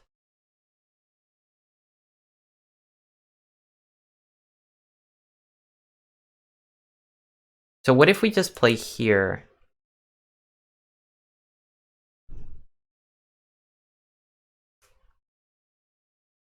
And probably here. Yeah, I think this is good. So in the game, black nominally captured a couple more stones, but we gave white so much initiative in terms of cente moves. And, you know, white's shape on the outside is just really nice now. So like, nominally we captured a couple more points, but there's no way it's worth it. Not no way, but there's little way it's worth it. I wouldn't expect it to be worth it. So this is probably an inaccuracy on Black's side. Like, it looks good to capture, and you know, during a blitz game it's very easy to just read out that you can capture, but I'm not sure if it's good. It's okay, because you do get to cut, yes. I mean, this would be a good time for White to remind Black of this, I think.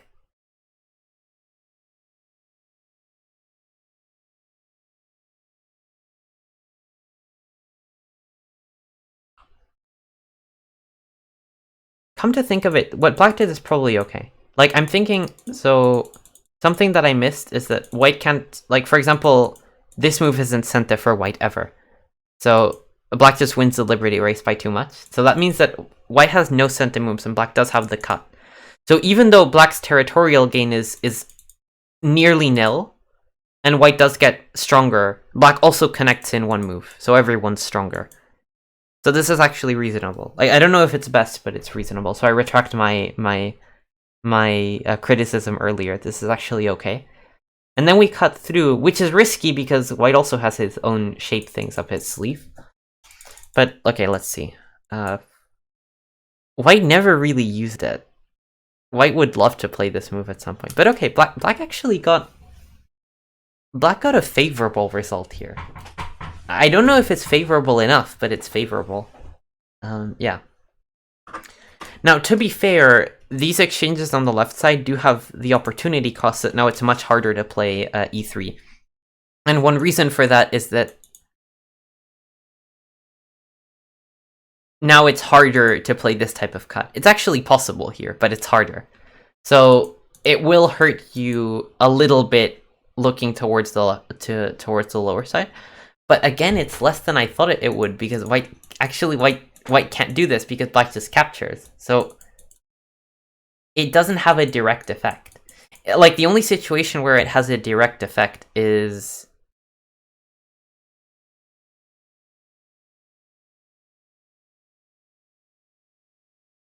it makes White's life easier, but not much easier. So even this is not a big deal for White. Wow.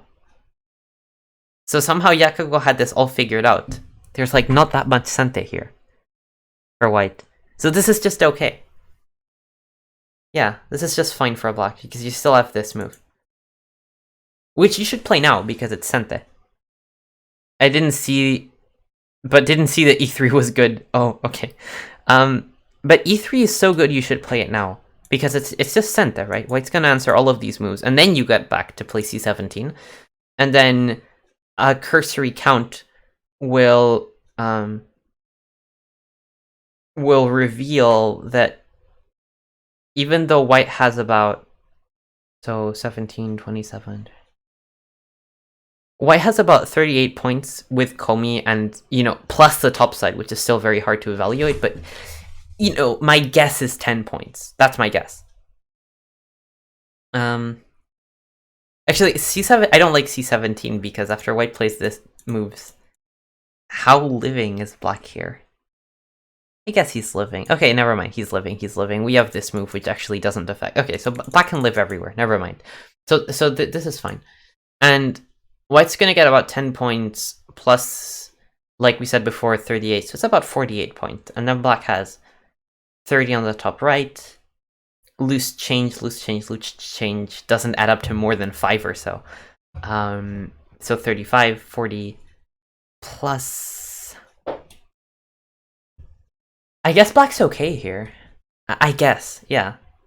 I'd say Black's very likely fine here already. Maybe not better, but fine. Like, the position is improved for him, definitely since we sacked on the lower right. But, okay. The problem with Black's moves... Yeah, exactly. White did the right thing. White went back to defend. And this was just huge. This is really, really big. Because if we consider the two different scenarios, Black has about 5 extra points on the lower side. And, you know, Black even has some potential to play this move next. which has a huge follow-up. It's just a good shape point. And even if white plays it, we're still gonna get... I mean, we can Tanuki and we've already gained locally, but, this is like 5 extra points at least, which is very nice. And if you add up all of these points, black's just even at the moment, or very close to even. I'd be concerned... So, okay, my main concern in this position would still be that such a move will enable white to get more sente than black would expect. So, like...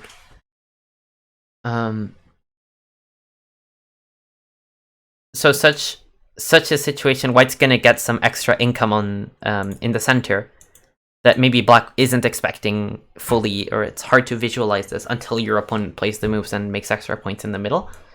But other than that, black is really close to even. So yeah, like black's doing fine, probably. But G2 is really big. Like, you need to get this out of the way. Just a big shape point. And big in terms of the difference in territories. What is the advantage of B17 versus B18? I guess you mean...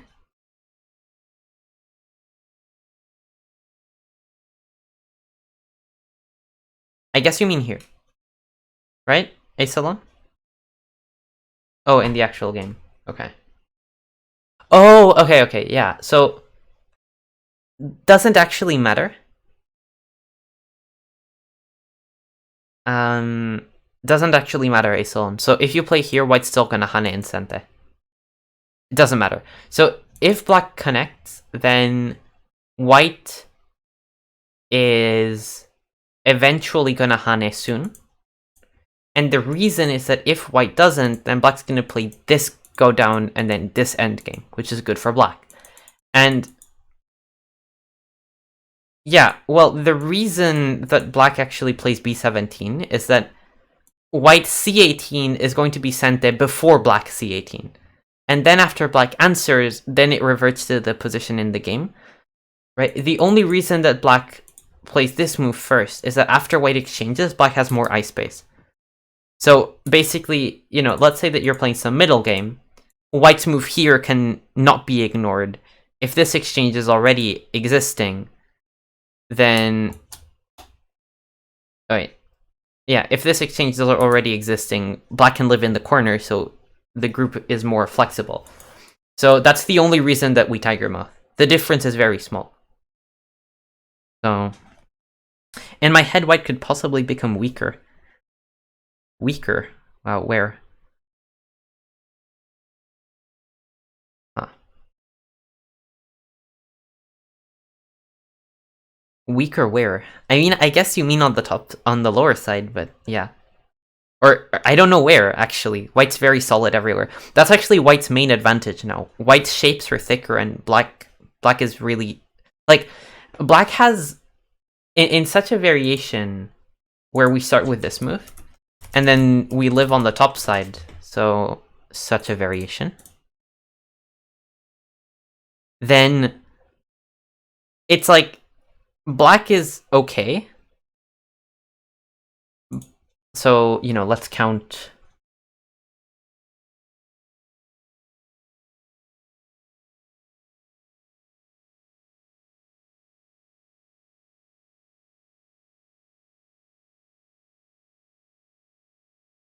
So if we count up all the loose change that black has all over the board at this point, plus the left side, black is closing in on 60, right? And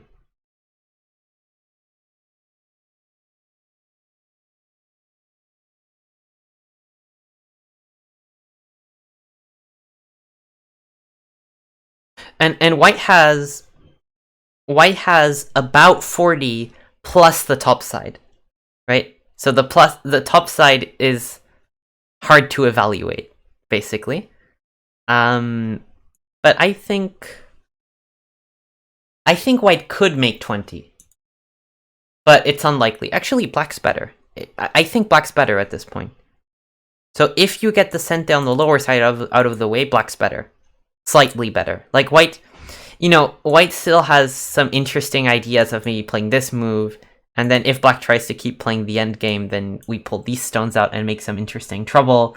Because black shapes are really very thin, So let's say that, you play this and you try to keep your points, and then white's like, haha. So my point is that white's trump is that black's shape in the center still sucks. However, black's actually slightly up on points now. If we just take the corner, if we take e3, take the corner, take everything, white actually has to make some interesting stuff in black's, use black's weaknesses in an interesting way to maybe do well.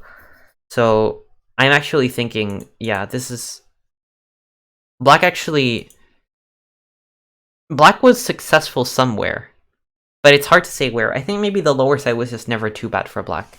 It was still playable. I mean, it was playable, but like even more playable than we thought it was. So you always have to answer C18 if you want white to be weak. Oh, you thought white could be weak with the wall? Wow, that's crazy. The left looks terrible. The left looks terrible for white. Black was Swiss cheese over there. The left, I'm not sure I'm gonna say terrible. Because, you know, black, the normal result, like the normal result if black didn't have this combination is just this, which is actually not that different. If, you know, black runs out, white runs out. It's not that different. It really isn't. Small difference on points. And white's shape is less thick on the outside. So I'm not sure this is such a big difference.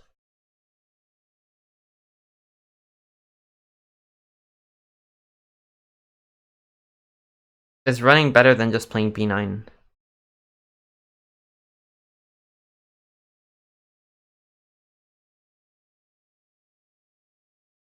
I would play b9 without thinking. Wait, b9 where? Sorry. After b10 Atari. Oh.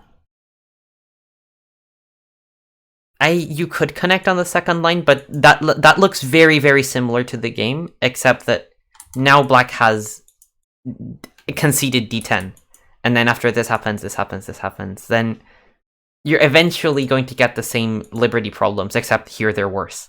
And white's just completely settled. So if you're playing this variation, then you're definitely playing what Yakago played. Like, if this is your idea, you might as well do it this way. That's my point. Now, I'm not sure how good it is to do it this way, but yeah, I think this is good. I think that white f6 was a mistake. Like, this combination just helped black. I think it's probably better to start by poking at the weaknesses, then maybe force black to play here, and then just, I don't know, go ahead and play this move. Because those exchanges that were played actually kind of help black. But then that also means that black isn't weak. Ascar Tokinia's 22, thank you for the bits. Like banana bread? Banana bread? Oh, yeah, it's okay. I don't have it often, but yeah. Why? What's up? Why do you assume black won't take J11? Black won't take J11.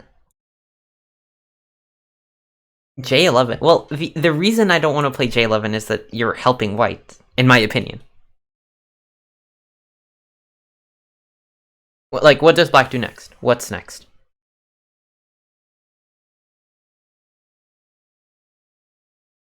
Just sack the useless stones.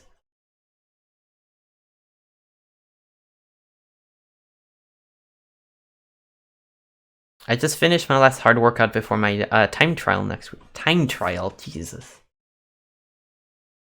Yeah. You work hard, physically anyway.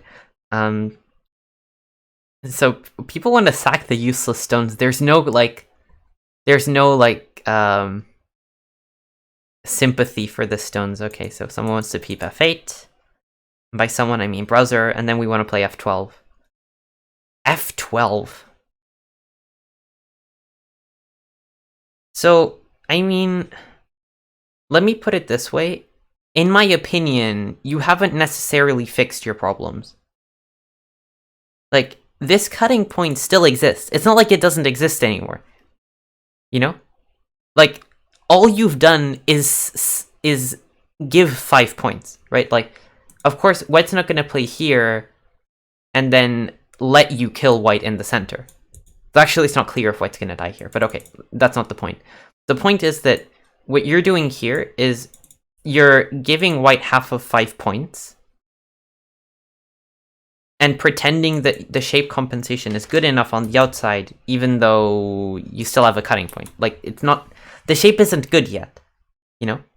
And, you know, if you exchange this first, then you don't have that cutting point, but white's not dying. This group of stones is actually quite strong. Very hard to kill. So, unless you prove you can actually just kill it, which you're not, or maybe you will, but it's highly unlikely, then you've just paid half of 12 points. Right? You've just spent a move to give white the option to capture next. So, that's why I don't want to play J11. It's like very uncertain, like, you're giving up certain profit for very uncertain profit. Now, what this does do is that, like, you could argue that this isn't big enough to save at the moment, and that you want initiative somewhere else. That's probably fair. So, you know, not answer... Like, my reasoning for doing this as white in the first place is that you're getting half of 12 points, you're also weakening black by playing these moves. And black's like, oh, I don't care, I want initiative. And that's probably fair, but to me, it's not a no-brainer what black does here. Like, to me, I'm actually more tempted to just connect. With that said, the Hane has its upsides, so I don't know. I think a safer move order for white might be to just play here first, but then black will probably fix. Fixing this cutting point in the center is really important, because if black doesn't fix it, then black can't do anything. Ever. So, like, after white plays f13 anyway. So, yeah, this is interesting. If we play here, then if black just doesn't care about anything and then plays like this, I don't know. Do I need to kill what if black plays h10 instead of f12 and white runs to something like f13, then play f7 for area? h10.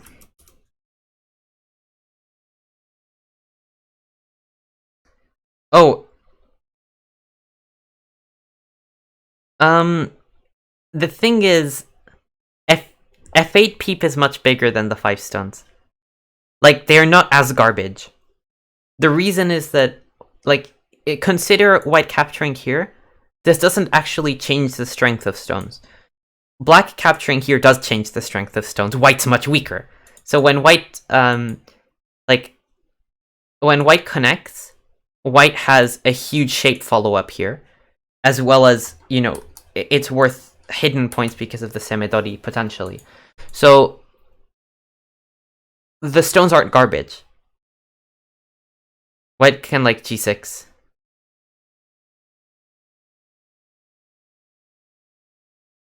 No, white can, like, g8. I still wouldn't play g8. I mean, first of all, remember, I'm the one advocating that these 5 stones are a little bit trash, but not that trash, and and black shouldn't be giving them away so frivolously, first of all. So, you know, like, these stones are, you know, somewhat valuable. But,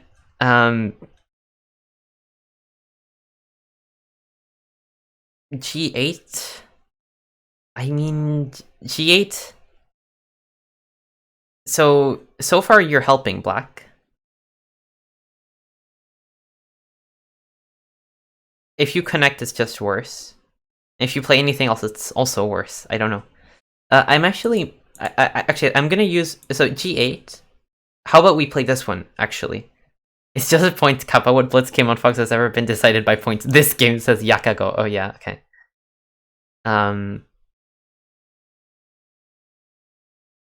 So...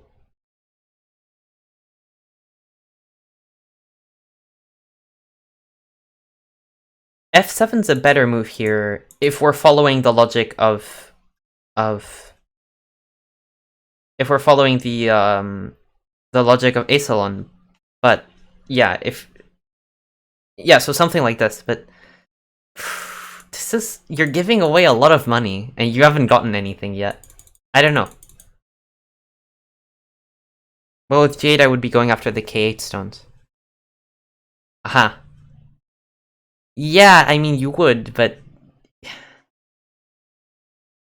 Like, I don't see you as much stronger here. White, I mean. I see you as a bit stronger, but enough to kill. It's questionable. Let's see. So, I guess you play here now?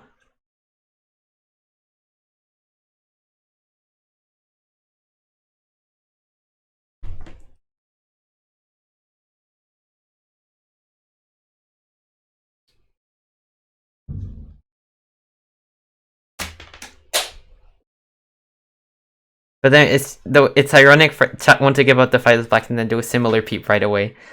I see what you mean, yeah. But this is actually interesting. I don't want to say you're wrong, Asalon, because reading this, it's not clear at all. So if white plays such a hane, then black probably wants to take here, actually. But then, you know, what if white just takes and it's like, you're in trouble inside, or something like that. The reason that white doesn't just Atari here is that maybe black would get an extra move, but even so, we're fine. It's hard to handle for black. It's actually hard. Like, I underestimated the value of the center moves. You have a point, Asalon. You have a point. So, okay. But actually, neither one is unreasonable. Like, to me, J11, the reason I wouldn't play it is that I wouldn't give up certain profit for uncertain profit. Like depends on the uncertain profit, but in this case anyway. Why are we peeping anyway? Yeah, that's also a good question. Nobody needed to peep yet. I think Browser was the one who wanted to peep, but it's not like necessarily, you know, it's okay. It's just not strictly speaking necessary yet. But actually, one argument that you could make is that, you know, why are we playing K11 anyway? Because after black plays such a move, even if black doesn't kill, that isn't the point. What if black just plays C17 and it's like, my move's bigger on points, period? And black would be right. So if I think about it, even though in the local fight K11 makes sense, you probably just want to save here, and then leave K11 for later. With that said, as black, I would fix here now. So yeah, white only took half of 12. Yeah, half of 12 isn't very much. Like, my point as white is that I'm not sure that black's center profit is worth half of 12. You know? Like, you're not killing, so what are you getting in this center? Very hard to tell. However, oh, half of 11, yes. So, however, cent is worth more than half of 12. So even, you know, even if black just Tanukis here, black's probably doing well. Because the corner's big. And, you know, strength of stones does matter. But I just don't see what black can do here. It's, like, really hard. It's really hard to attack this group. Like, even assuming such a sequence, it's really, really, really, really, really hard to attack this group. Like, sample variation. You cut through. Like, you want to cut through. I suppose you do. Let's cut through here. I'm also powerful. I can also attack you, you know? You're not necessarily doing fine here. So, maybe extend. You give this Atari, which is painful, but, you know. Nuh-uh. Sir, that's illegal. What's illegal? So now we cut this way. I mean, this fight's super complicated. We're kidding. I think. You're not sure. Okay. So, you're the one under attack here, Kappa. Well, yeah, so the point I was trying to make is that I'm not even sure black has... Stop killing black. Yeah, I'm not sure that black is the one who's stronger in this fight, even after giving up the stones. That's my point. Now, if black wants to say that I can play this move, and then, you know, let's say that you play some move that helps your stones, right? Some move. So, so also black doesn't want to create his own weaknesses, right? So this move F13 means that you don't have any weaknesses. Like, you know, some barbarian in chat suggested playing F12, which leaves a cutting point. And, you know, let's say that white jumps somewhere, and let's say that we Tanuki. Was K11 a worth move? Like, was it big enough? Probably not. So probably both f13 and b16 are bigger on points. Probably. So yeah, the center stones are actually not that big. And it begs the question... I mean, white does have to play some move that helps the middle. Something that's also true is that white has to play some move. Like, you probably shouldn't leave it. And therefore, this move is probably okay. But with that said, it's reasonable for black to ignore it. What I don't want black to do is to play this move and then try to kill. Like, this is... no. Don't do this. Like, you're only hurting yourself, basically. Very unlikely to work, and you're leaving weaknesses everywhere. So, but you can just ignore it, and then this is probably a valid way for black to ignore it, but it's also a valid way for white to get his stones out. So this is actually not an unreasonable variation, I think. Play J12 too. Oh, please stop it, Yakago. Jesus. Wow. Wait, what Yakago means is that we pay the full stones, and now we have to... I mean, this is a declaration of war. Like, at this point, it's like, I murder you! Your stones are never, ever, ever getting out. That's what this says. Of course, it's bad. You shouldn't just exchange it. Something like this. And then white cuts, and black realizes that he's weaker in the area still. So, I don't know. Well, if white dies, it's good. Yeah, if white dies, it's good. So, yeah. So, just sack the useless 3 stones. Yeah, let's keep sacking. Wait. Let's keep sacking. And oh wait. We haven't stopped sacking yet. We haven't stopped sacking. Actually, this would be okay if we end up capturing like this, but white's not gonna do that. White's gonna peep here, for example. And then... I don't know. This, and black's crying. Actually, black may be completing the accidental sack of the center stones soon. But... and no, okay, it's not that bad, but it's pretty bad, yeah. Okay, that's a fun variation.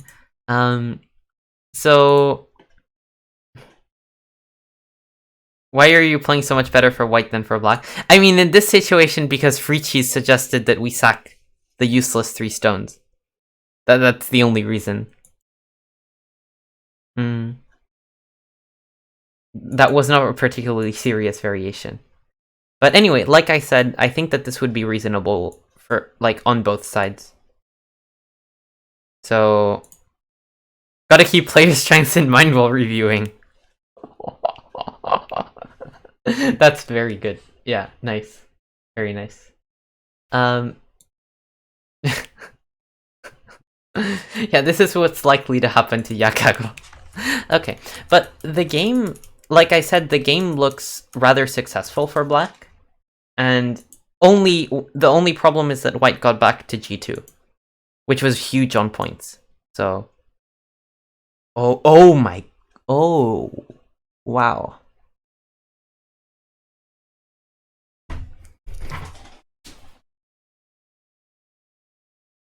I mean, I might have accidentally been keeping the player strengths in mind. Or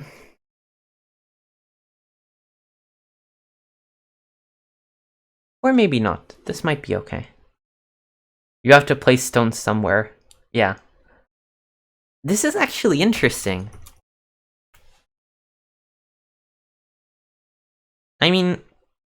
If I were white, my first instinct would just be to fix, and the reason my first instinct is to fix is that black hasn't fixed yet. Like, h13 feels nice, but it hasn't achieved anything, because if you do nothing, then white's still gonna play here. So, you know, if I were black, I would be tempted to just jump locally. And then, you know, h13, like h13 now is, like, not the best move, right? You wouldn't play this one. You would maybe go further. Or you would maybe consider peeping and then go further, you know? So, or you could even attach here, you know? So, this move order from black is like you're kind of overextending your shape because you can, but then realizing you have to defend anyway. So that's why I'm not a fan of h13. However, when white plays k12, then this becomes a gargantuan mess. Yeah, I don't know what's going on. Oscar surprised that Lily 7-dan game would be interesting. 7-dans are fine. They're okay. I mean, they're not bad at all. Like, for example, when I do text reviews in Nordic Dojo games for, 2-dan, 3-dan plus players, those are by far the hardest reviews to make because they take a lot of thought. Like, if I see 2 8Qs playing, I like have a pretty good idea of, okay, this is what you're doing wrong. This is like the biggest thing you have to improve, and let's focus on that for this review. Like that, let's hone in on that point throughout the review. And like, this was the decisive point and stuff. When 3-dans play, they have really interesting ideas, and often they have their things that they're good at, and then it's harder to teach them. Like, so I'll spend more time on a 3-dan review than on a 7Q review because I need to think more to really think their moves through. So, but wow, this game, So in the end, black gave over the center. Yeah, I mean around 6 or 7 on Fox. Yeah. So this is a trade that I have mixed feelings about. Please don't increase prices for 3-dan players.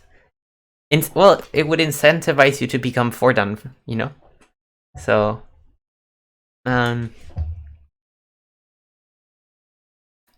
So, I have mixed feelings on this trade. So I probably don't like it for black, because this Ponuki of whites, like, black's gonna get destroyed very, very soon. And what I mean by destroyed is white's gonna play, like, white's gonna blow up the entire lower side, because black's shapes are all very questionable now.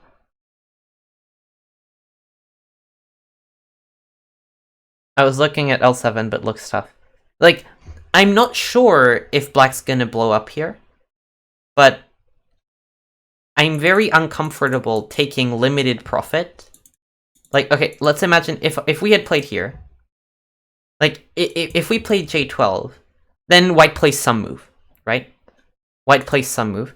We're still gonna get to reduce. Like, this looks very similar to the game in terms of how much money white has. So if we make shape first, it's basically the same. If white spends another move to defend, then it doesn't matter. We're still gonna reduce everything everywhere. So white's box is very small. So black, like, gave away a lot of strength. A lot of strength. And in return, reduced a box that was already very small. So it's really risky. Like, as soon as white can do anything in the center, this isn't worth it. Even directly, it isn't worth it. Like, white just defends. Like, okay, black played this one, which is interesting, but... Yeah, so... black achieved something on the top side, but the center shape is so spindly. It's really hard... Like, white was always going to make very, very little cash on the top side. In this particular position. So, I mean, in some other positions we were looking at where white has more local moves, then white will make more, but in this particular situation, the top side was really fruitless. After black fixes the shape, so if we play J12. Like this, what if white plays here? It's hard. So, someone suggested J5 first. Well, by someone I mean Ace. I mean, black just fixes here. Right. But if black just fixes here, you want to cut and do something, right? This is a great 30-minute review. Yeah, I got carried away, I guess. I got carried away.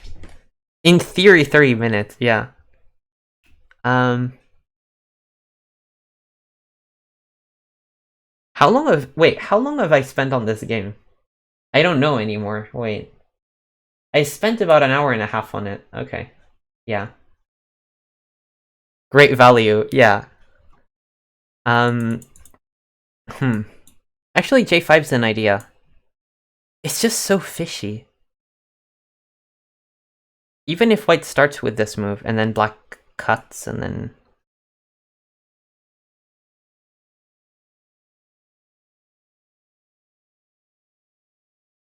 This is probably not good for white yet, huh? So it's more like white asks this move, and then black ignores because it's not big enough. So, okay. Maybe black can handle it. This is, again, like, really risky, but okay for black. So in the end, white also decided that there's nothing imminent, so just got some extra profit. Though actually, this is very brave of black, leaving this. I mean, black's trying to kill the top side, of course, but... wait, this just doesn't work, because white can still play this peep. To connect back. I mean, black has maybe some profit there, but not much. I'm actually wondering, if I were white, I would play here now. Because the top side, I mean, the top side can wait. Black wasn't brave just playing a Byo-Yomi game. Okay, never mind. So, even such a variation, I can... Like, if white just kills the entire middle, and it threatens to kill at M5 next, this could be just a disaster for black, I think. So black's Tenuki is like really brave and or Byo-Yomi induced. But okay, now black defended. So in the end, everyone defended. Everyone defended, everyone fixed. And the result is that white got nothing on the top side, but white actually got something on the lower side. Yeah, okay, that's sort of fair. Like, I think the game dynamic has not changed that much since probably since before this. The result of the game hasn't changed a whole deal. I do think that black probably lost something because, like I said before, black was going to reduce almost all the top side anyway, whatever white does next. And white actually got some nice value on the lower side. H2 and J3 were pretty big. But it's somewhat of a close call. So, you know, black did get C19, C18. So overall, this game was pretty high quality. Like, there were some very risky moments, but let's say what turned out to happen was that nobody was ever ahead by that much. Like, it was never a... Even though there were some very risky moments, let's say, it was, you know... it was never a game that swung too hard in any direction. I do think white was better after G2, though. G2 was probably just a little bit too big. So... But okay, what's the score now? So I think black resigned here, because that's the end of the game record, but yeah. It passes as perfect play, yeah, for a Fox game. Yeah, this is higher quality than some of my games at Fox level. No, okay. But it's really not a bad game at all.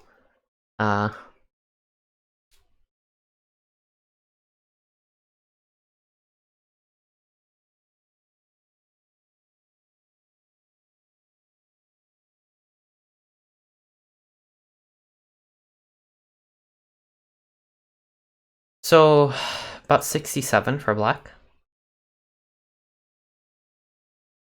Really resign? Yes, a salon. Some people count.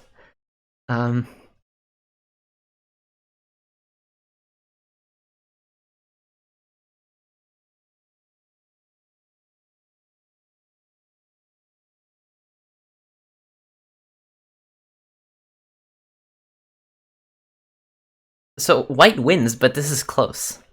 30-second game, though. Yeah, people still count. Okay, not everyone counts, but if you don't, you should. In 30-second game. Also, this is very late in the game, so it's like, you know, you might as well count.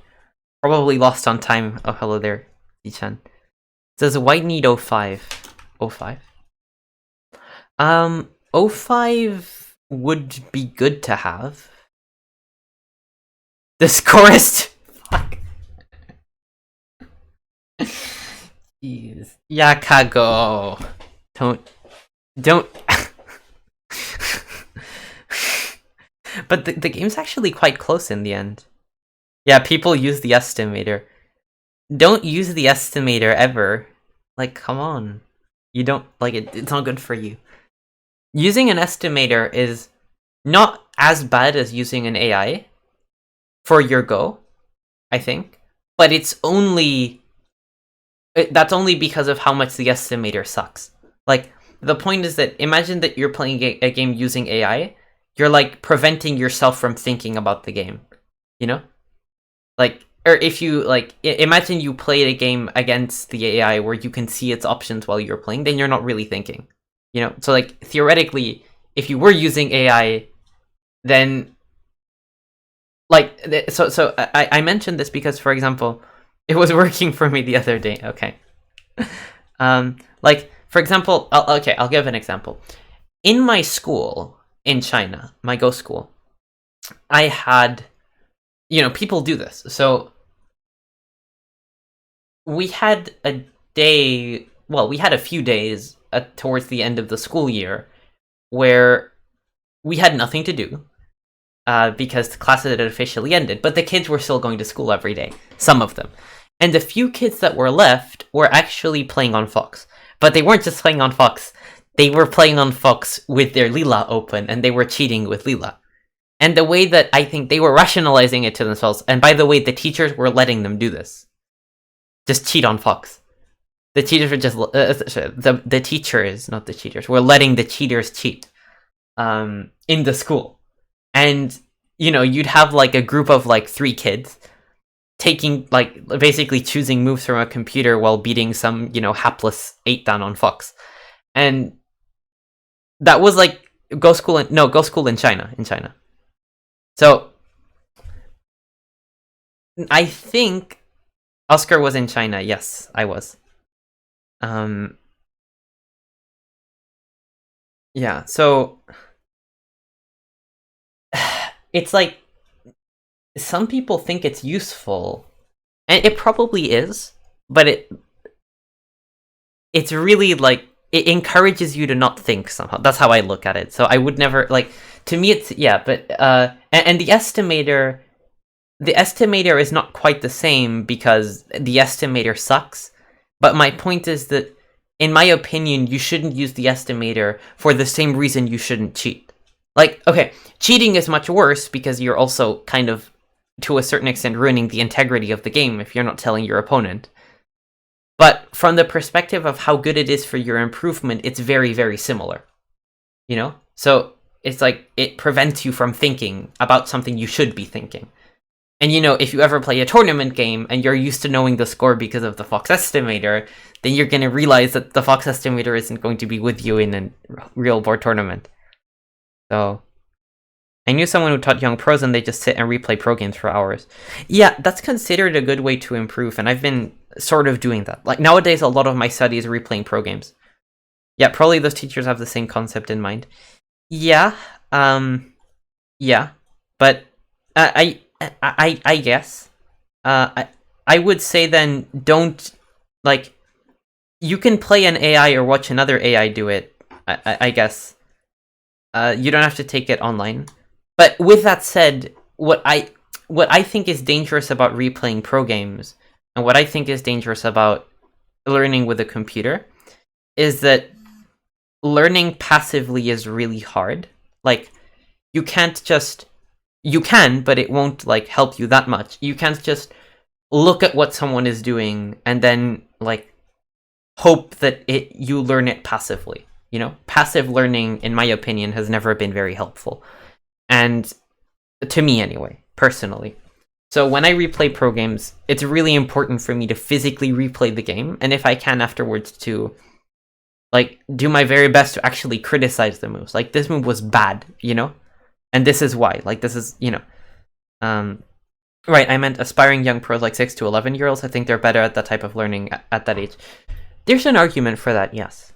So, yeah, because I've talked about this before, but in my time as a player and teacher, I'm getting this sense that people have this sort of ceiling where if you just spam games of Go and just learn about the game, like if you just play games and just improve your shape intuition and just sort of basically learn like a computer learns, like machine learning, you know? Just, you don't think about the game, you just learn shapes, basically, you know? There's no like conscious effort to change and improve.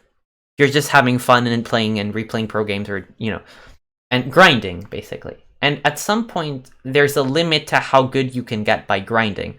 Now, for kids, that limit's very high because they're kids, right? Replay programs for hours sounds like reading Sumego solutions. Yeah, maybe. So probably the older you get, the less effective it is. So like your ceiling gets lower and lower as you get older. Probably. That's my guess. Like, I think my ceiling's lower than I was like 10 to just learn by playing, you know? So I mean, I guess it's still okay, but yeah.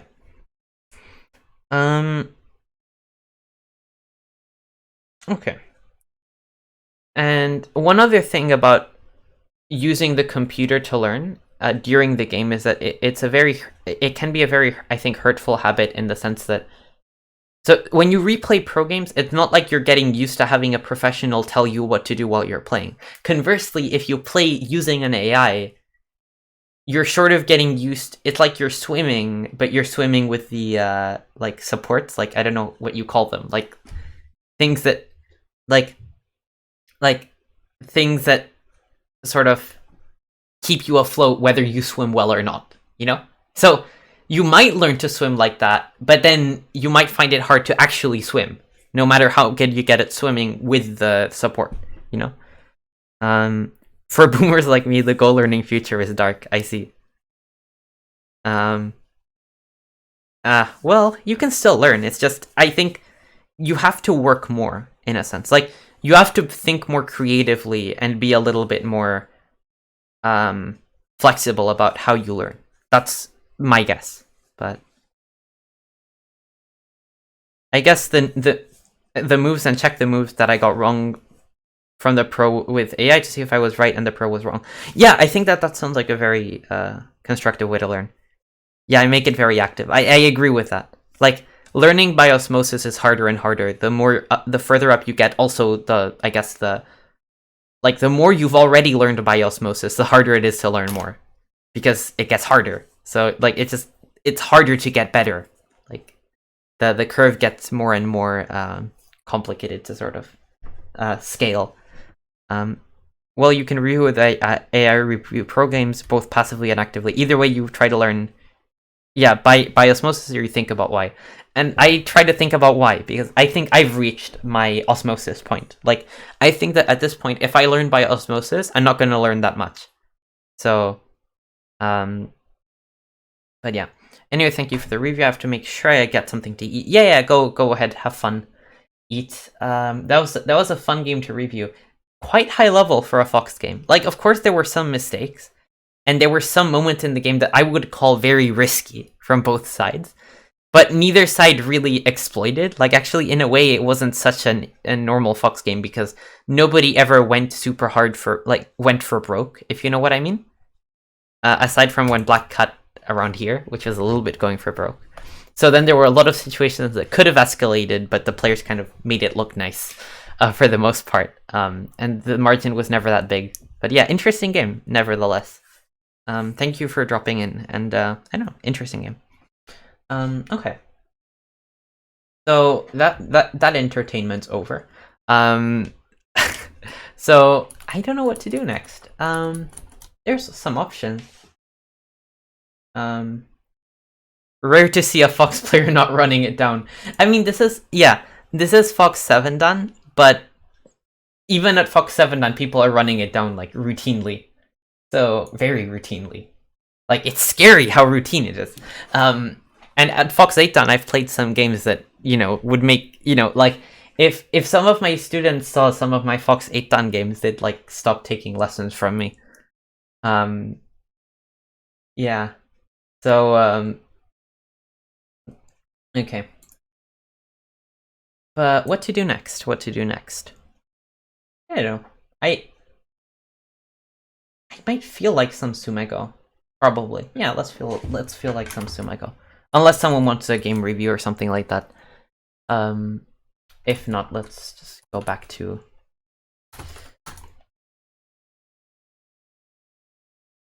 Let's switch some overlays and...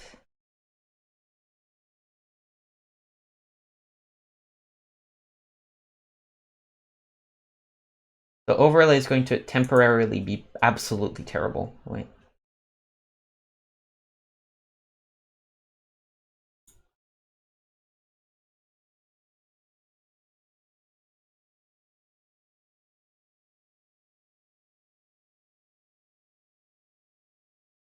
TBH, if I could throw games like a Fox 8 then I'd be happy. I see.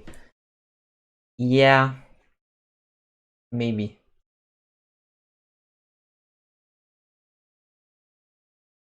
I mean, yeah, but actually, generally speaking, my Fox 8 Dan games are okay. Like, the quality of the training is okay. However, it could be better. Like, sometimes the games are not that high quality, or someone messes up in an interesting way. Like, the impression I get from my Fox 8 Dan games is that I very often go for stuff that I think shouldn't work, but I go for it anyway because it's fun. And because, like, I think I'll learn more. Like, in my Fox games, winning is not the primary objective, which leads to some really funny situations, you know? So yeah, and that also leads to some gargantuan throws once in a while. And by once in a while, I mean very often. Okay. But okay, let's get back to our favorite occupation. Sumego time.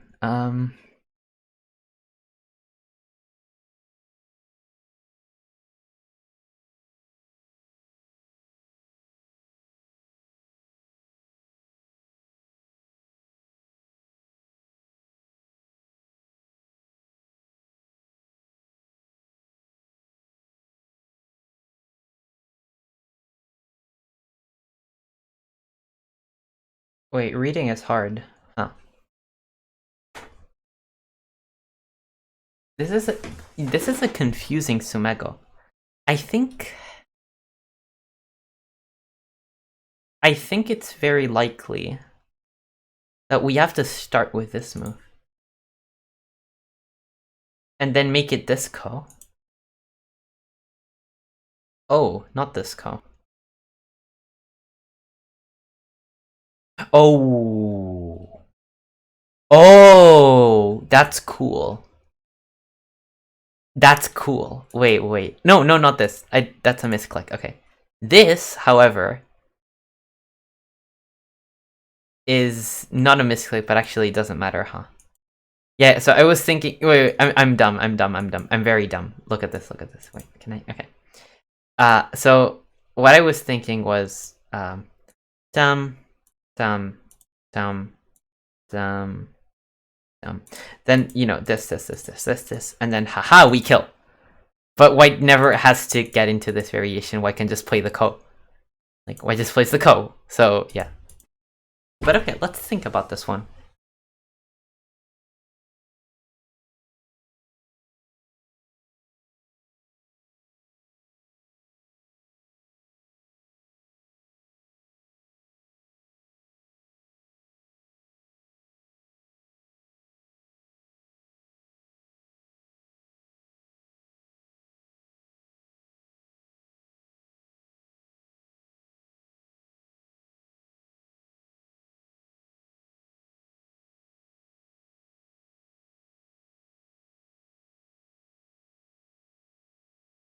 Q19 was somehow my first instinct too, but what counters R16? R16, I was thinking that White connects, obviously, right? What next? Like, I'm not sure what the follow-up is for Black, because every move seems somewhat equally hopeless.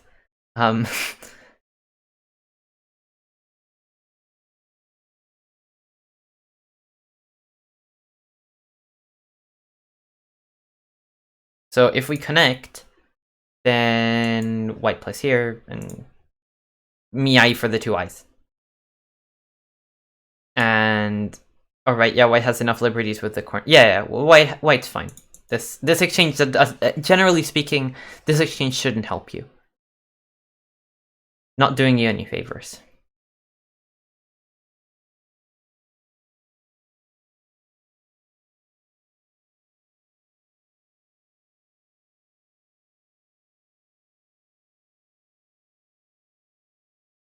So what I've been reading is that if we Atari like this, and of course if white connects, we connect back, and then white has no eyes.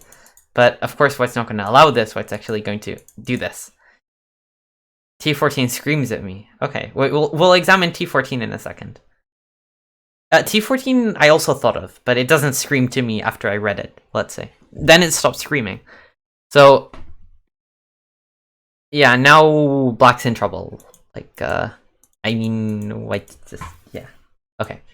So let's see T14, which I considered, but mine was Atari then T14, but white could do corner stuff.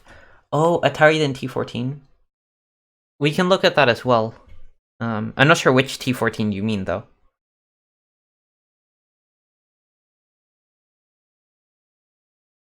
So against this move, I think white should be okay after just extending. Because after black this, you can't prevent black from making the extra eye. It's just solid. So again, there's nothing. So, and another enigmatic problem, huh?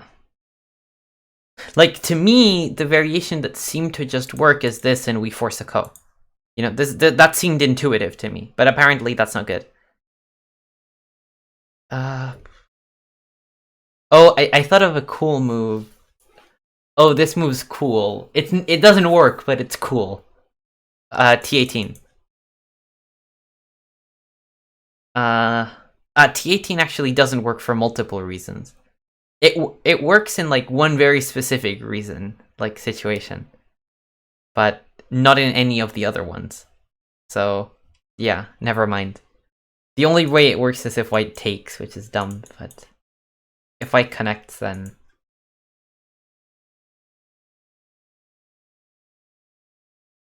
yeah.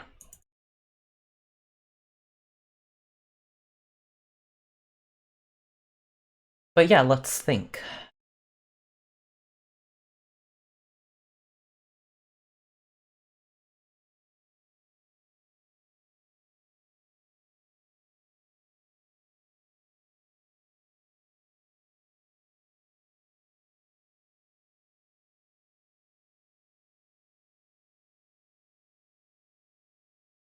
Is it really not the ko? I mean, the ko is great. There's not even any other move that ends in ko. I mean, I know it's not the answer because the problem's telling me it's not the answer, but it's... I'd be so satisfied with this in a game. Like, wow.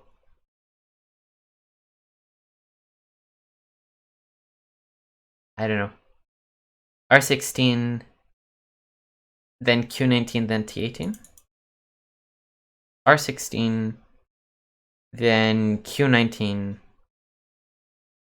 then T18. Yeah, white takes. Actually, your line of reasoning is good because white can't connect, but white can take instead. Unfortunately. Derp, yeah. I also thought of that earlier.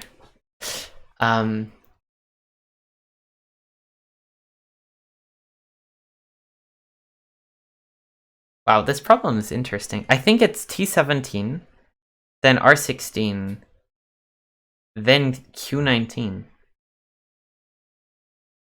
Oh! Oh, wait. Oh, that's cool. That's so good. Yes, you're right. You're just right. Yes, yes, yes, yes. So, if we do this, of course blacks can't do anything inside, but if we play this move first, and we just keep playing from the outside, that's actually genius. That's really good, Telegraph. Yeah. Nice find. Nice find. Okay. That's a cool one. Very cool one. Yeah, GG's.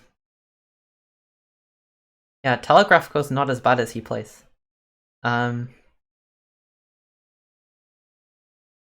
I've not I've stolen that joke from.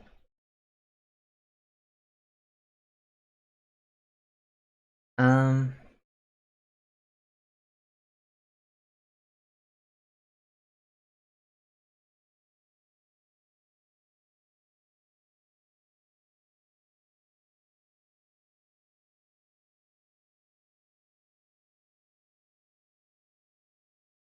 Should have checked the solution before we figured it out.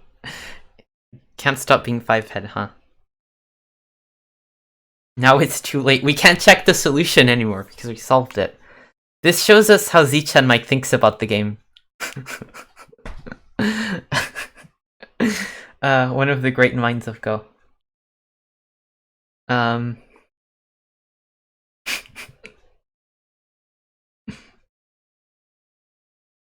Wait, so this one... Do I have a solution for this one? I think I do. Yeah, I think I found a solution. I was just slow at the time.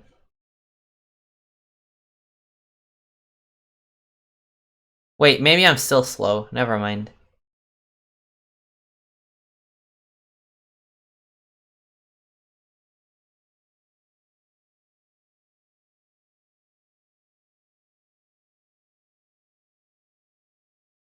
Q19 is too simple. Well, Q19 is too simple. What do you do now? If you extend white plays here. I think you got it right away with your hover. The hover?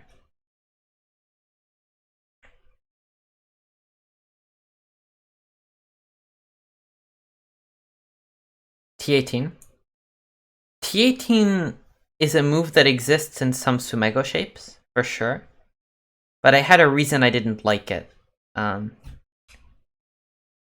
the reason...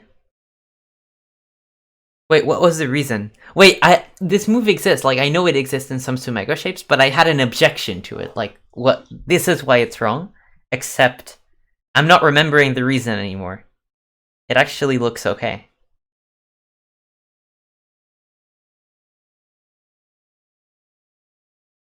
Oh, yeah, I guess I just discarded it because of Ko, but Ko should be fine here. Like, Ko is already good in this particular Sumego. But this one we're okay. Because now if white plays here, we push. And then we just connect and then we're fine. So interestingly, Q19 is the vital point. We just need to start with a good exchange. T18 is so unintuitive to me. It's also unintuitive to me, but it happens to be a shape that comes up in some Sumego, so I've kind of learned it at this point. Like, the first time I saw it, I was like, oh my god, my mind is blown, you know? But nowadays, it's kind of, it exists. It's something that I know exists, and therefore it does not necessarily astound me in quite the same way as it may have done in the past. Oh, this is an eternal life shape, I think.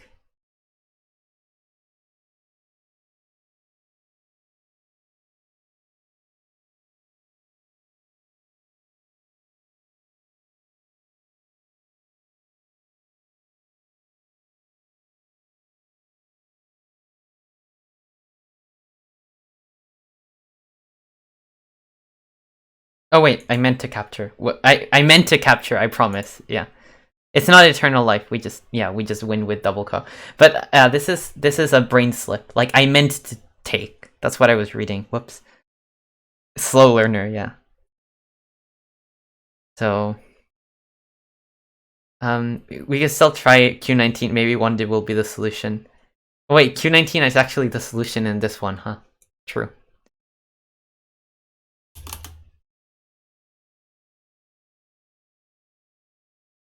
Oh wait, I want to go to Guan.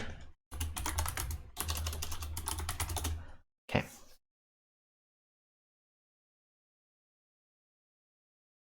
Let's try again. We just failed a bunch of the 3-dan Sumego, so we're not promoting by failing.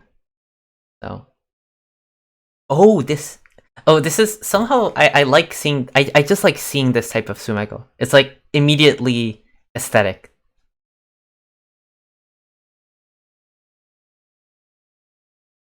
Oh, it's a cute Sumego. Very cute.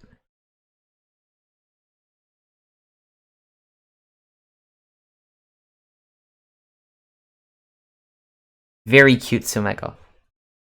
Reminds me of my shape in my games. Wait, actually, the funniest variation is if white blocks, then we play here, and now we ruin your shape and then we get at you. So that's the funniest shape. Okay, very nice one, very cute. Like some of these shapes are just really really cute, especially the ones I find.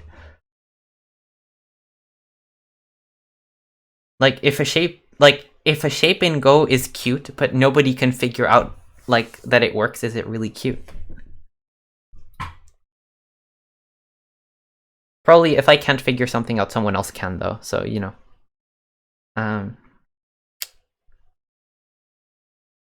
Wait, why does everything work? Terrible sign that multiple moves work. Terrible sign. That means I'm misreading something.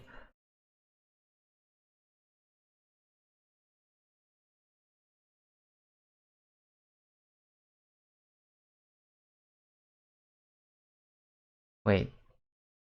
Oh, I ran out of time. That's bad. That's what I misread. I didn't even think of takes. I didn't even think of white just taking. I was like, easy. And I was like, easy. And then I was like, easy. And then, oh. Oh. And actually, white does succeed in a ko here. At least, wait, what is this shape? This shape's a weird ko. Yeah, so this shape is after this,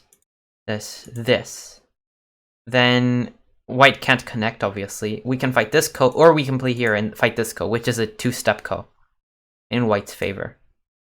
But okay, let's try and figure out the answer from this point.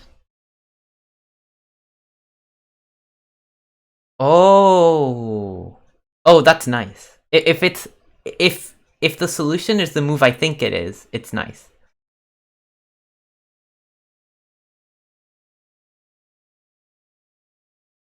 Wait, I think it works. Maybe it doesn't work. Never mind. I guess it's just R18 then. Yeah, and now we play this one instead. Yeah. No, I don't think it's that ko. I think it's this. Yeah, and if white ever starts with this move, we just play here anyway. White can never. Yeah, we just kill. Okay.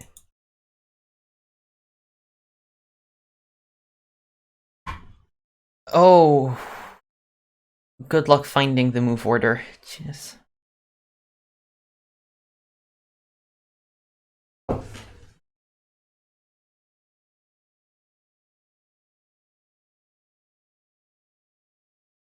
Wait, I think I found the move order.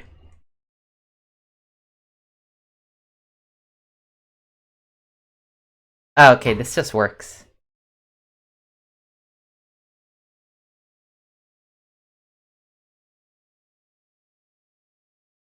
Yeah, okay. Yeah, okay, this one wasn't too hard.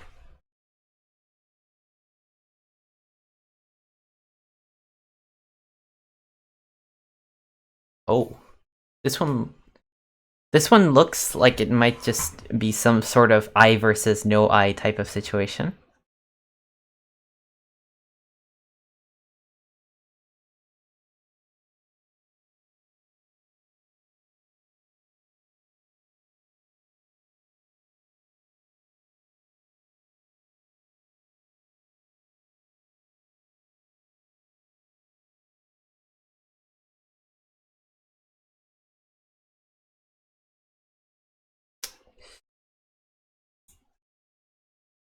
Wait, what? What? What? What? Oh, I forgot I need to take here. I was like, why is this bugged? That's why. But isn't this a common dead shape? Yeah, but this isn't what I was worried about. What I was worried about was that white goes down. What happens here? So we make an I. Oh, and now we play here. And then no, but wait. Yeah, this is fine for white. So what's the issue? Yeah, that's why I was scared. I was like, what do I do now? Here. And then if I play here, white makes this ko instead. Where it's like some weird ko situation. Actually, it will eventually be double ko, no matter how many moves black makes. So the point is, I wasn't worried about this move, I was worried about the other one. Wait, what do you do here?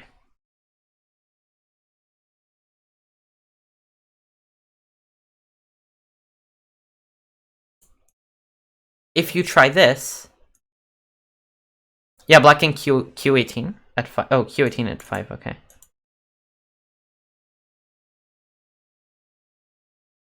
Oh, you can. Wait, that actually earns the liberty. I don't know how I missed that. Okay. So this is actually what I was annoyed by. Like, I wasn't annoyed by the other sequence, I was annoyed by this one, and I missed Q18. That's unfortunate. Okay, thank you for pointing it out. Yeah, you're right.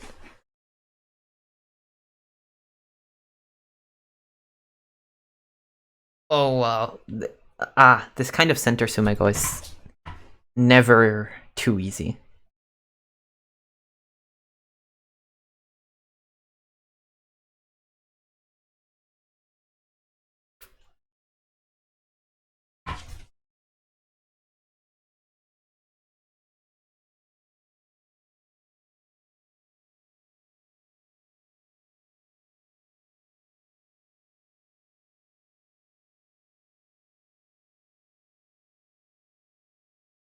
Okay, instinct.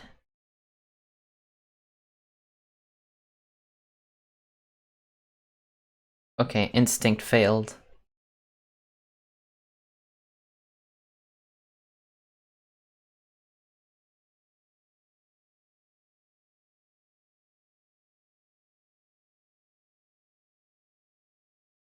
Doesn't this work?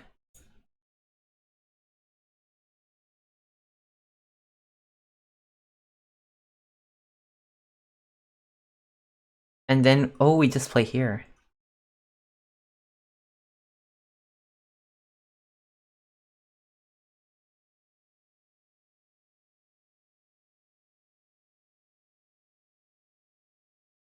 Yeah, that works. So the reason that this move is a mistake, L7, is that L8 happens, and then yeah, that's not good. So if we start with M8, and then white tries to play L8, then we extend, and then we can take the I with M9. So that's why it works for us. Okay, that makes sense. Who would have thought?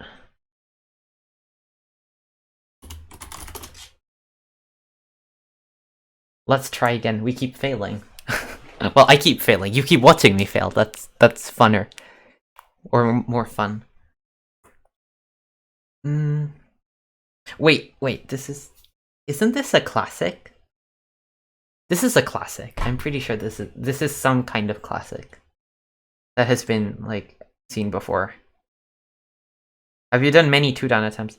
2-down wasn't that hard. It took me some attempts, but it wasn't like I got through pretty quickly. It was 3-down where like somehow I screeched to a halt.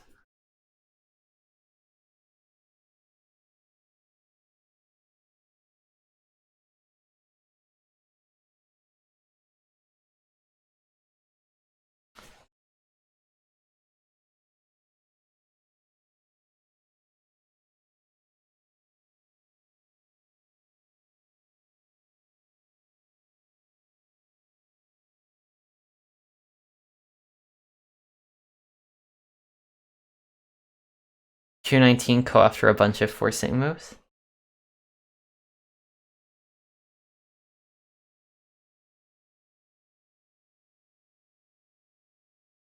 I'm confused. What do you mean the Q19 co?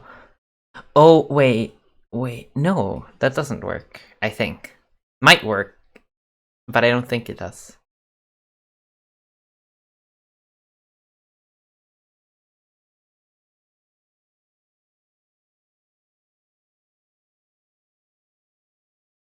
So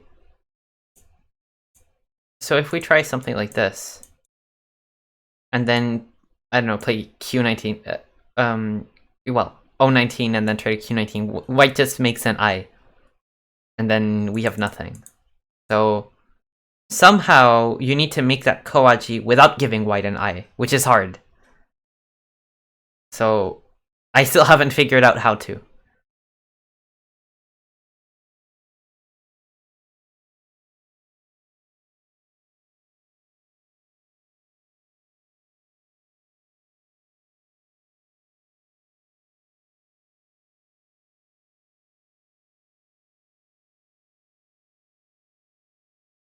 That's...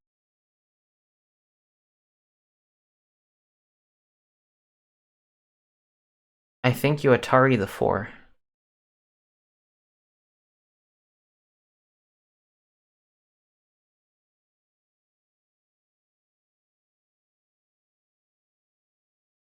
You want Atari the 4?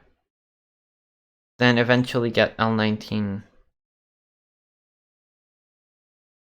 And M19.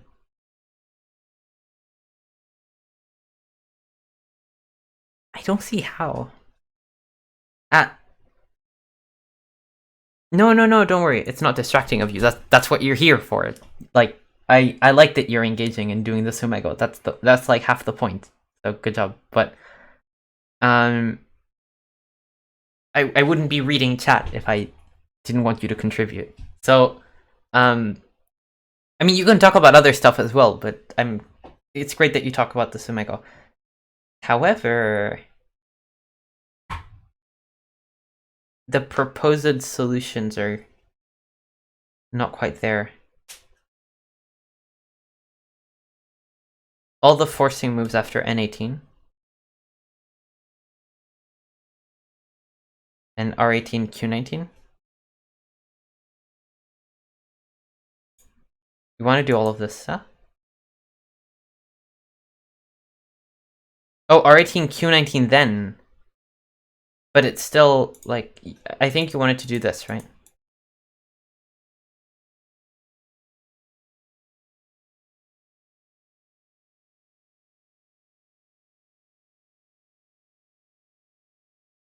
And now...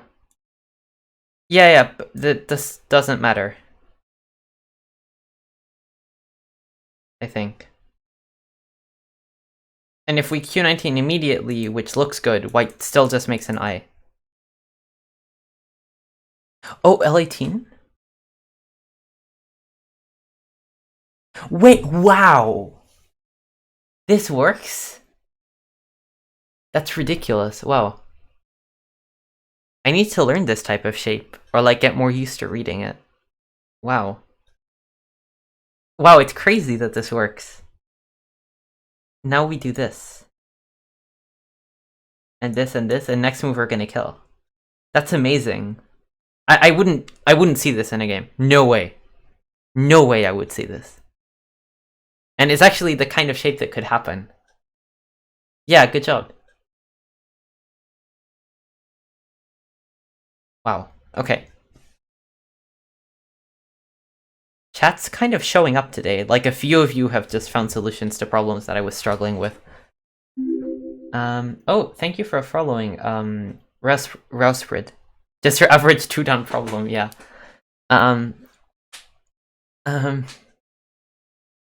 Wait, is this one...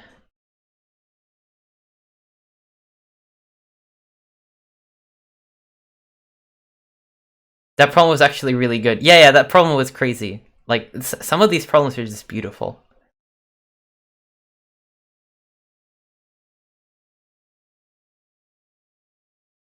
Wait, why do I find some... Why is everything Ko?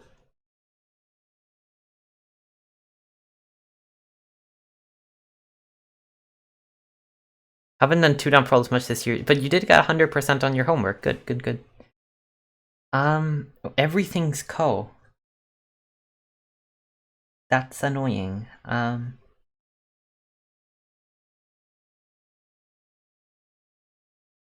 Oh, that isn't Ko! I found something that isn't Ko. And then...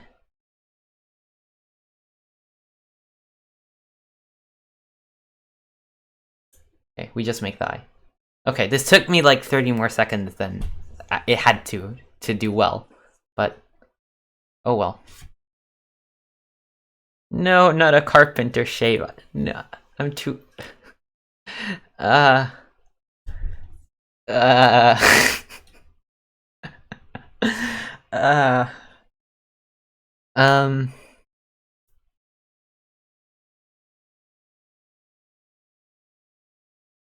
Who even knows Carpenter Square? Well, I can tell you about that in a second. Okay, let's just YOLO and pretend it's this. Because it looks kind of good.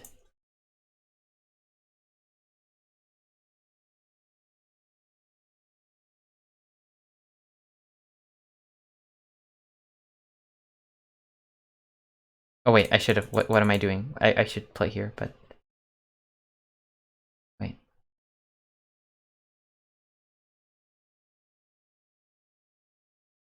Oh, can you stop lagging, please? Okay. I should taking the co is a terrible decision. Oh wait, it's actually fine. It's not a terrible decision. Oh, 10 wasn't on the board?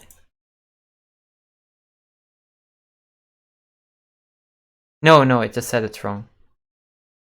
But oh, you want to play 10 as in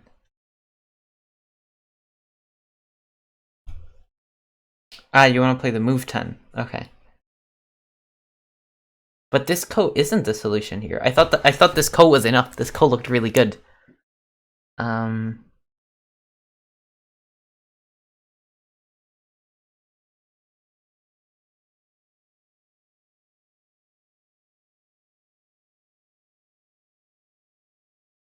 Yeah, the first move's right. I think so as well.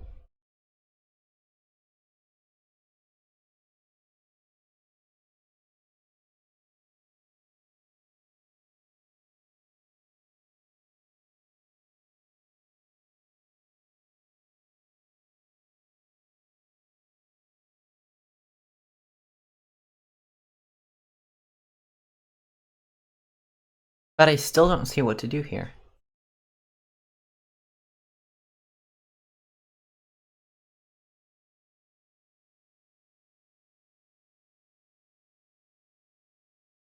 P19? P19 shouldn't help much. So we play dum. P19. I mean, you just play here. What changed? So even if you try to pull this maneuver, then now white. The big difference is that white plays S18. So I think you need T17 in the first sequence. I don't think it helped, but now T16. T16 doesn't necessarily work. It's still a ko, right?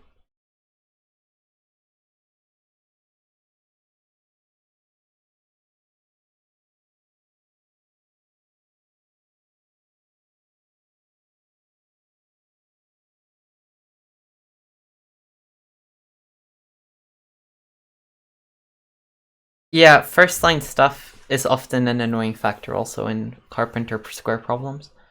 But T17, does that really help us? Like, let's say we get T17. I mean, what's next? It's still a ko. So, yeah. Wait, is there really a way to absolutely kill all of this? This is actually a common shape, so if there is a way to kill it, I'd like to know.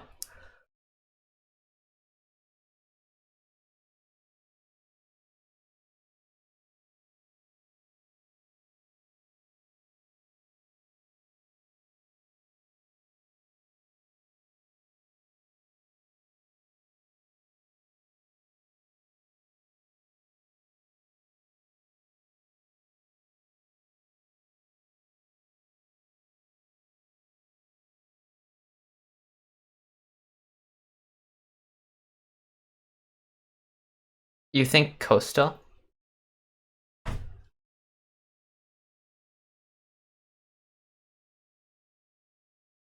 Yeah, I would have thought that this is a type of code. That's why I kind of expected my answer to be good. You know, I was like, wait, it doesn't accept this? Really? I thought it would. Better one for endgame, maybe.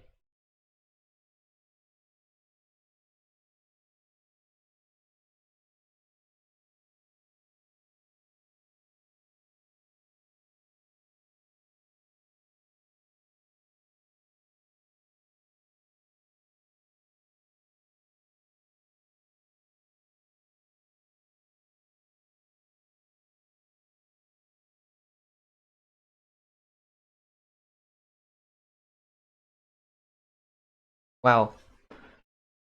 For this one, I think I might just look up the answer, and the reason is that it's like a common shape. Like this one's good to know, but also I don't like looking up solutions.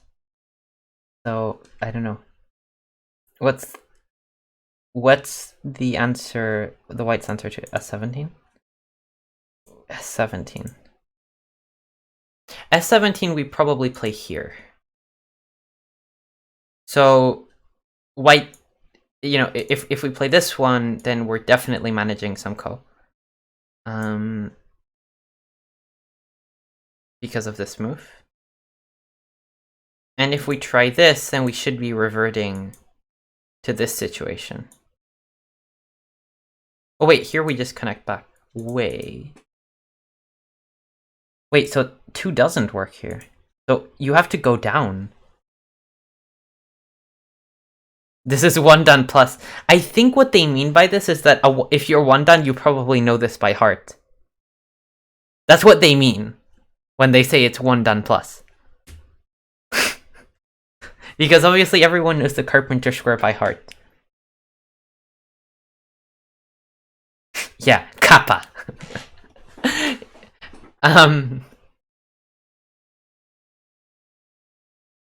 Oh wait, do you just win the simple way here?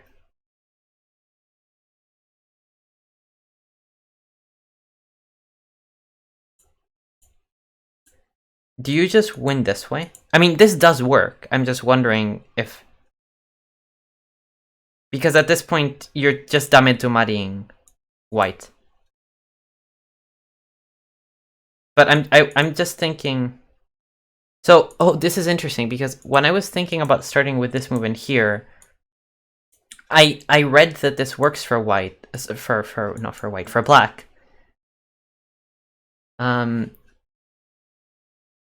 Though there is this to consider, this ko stuff again, huh?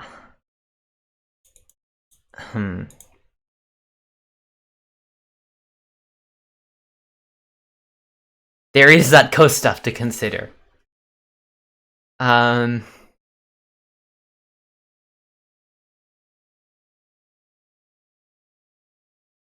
Yeah. So that's the thing. That I was reading that maybe T16 works, but my punishment for black trying to play like this is T18. I agree. But that's why this would be a clever move order, because we force white to play the incorrect move order. But to be fair, like, this is at least a ko. So white always gets this. Hello there, Zogi Zogi. Yes. Calm down, Zogi. Yeah, my reading's terrible. Agreed. We know. How are you doing? Wait, what?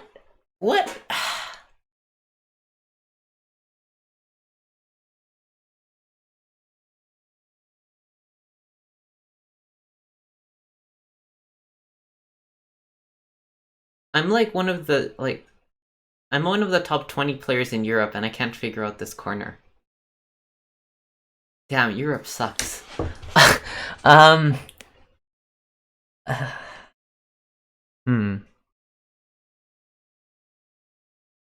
Let's see.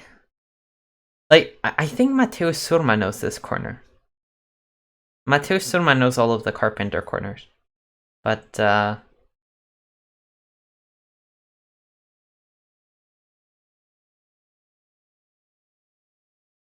EU sucks confirmed. It said correct up until T18. Did I miss an unbelievable stream? Maybe, yeah. That is the level of EU. Yeah. Wait, where's Zichen to shit on EU? Where's Zichen? One of the top players may know the Carpenter square. Yeah. So up until T18, it said I was correct. So do you play something else here?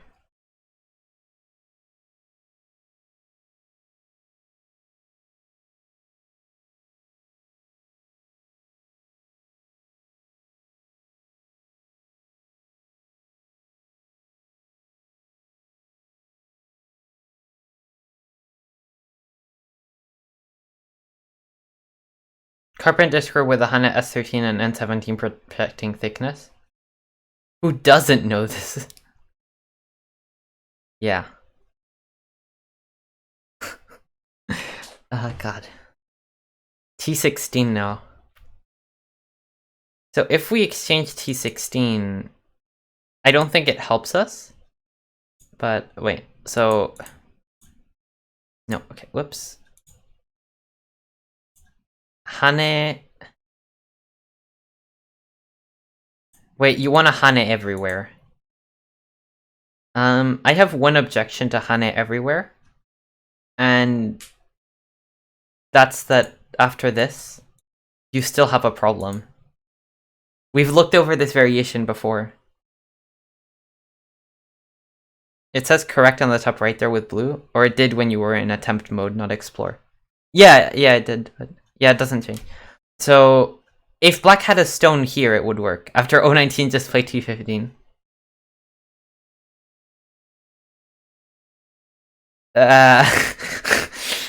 I mean, okay, wait. Let's ask. Wait. Let's try playing the double Hane thing and see what the system thinks of it. Oh wait. Okay, fine. Wait, I swear, if it wants to do that, Sumego.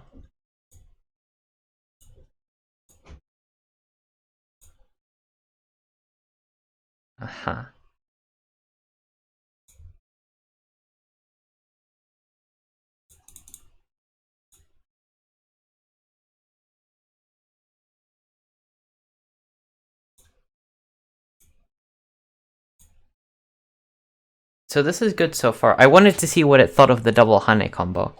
Like, to see if it thinks that going outside... I don't know. I don't know what it thinks anymore.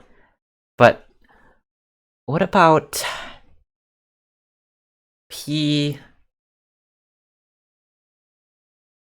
I mean, that situation that we showed was also a ko, right? So this one where we Hane... and then... it's still a ko. Everything's a ko. Everything's a ko here! What do you mean? What do you mean there's a kill? Also, I swear, if it, like, thinks that one of the ko's... like, if it's telling us that this, like, one of the moves is wrong because of local ko threat amount, I'm gonna be very annoyed. Oh, hello there, Cheska R. Welcome. Tail end of the stream. I think I might finish it after this Sumego. Because I intended to finish around 7:30-ish, so... 7:30 CET. But we gotta figure out this Sumego. This shape has to be resolved, and probably I won't forget it after this one. Probably. I won't forget it for a while at least. Hey, is it okay to redeem a review now? Unfortunately, the stream is about to end, Tired Universe.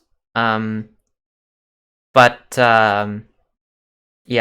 I think I'll be back on next week at the same time, so at around 3 or so in the afternoon European time, and I'll be glad to review everyone's games. I did a game review earlier this stream as well.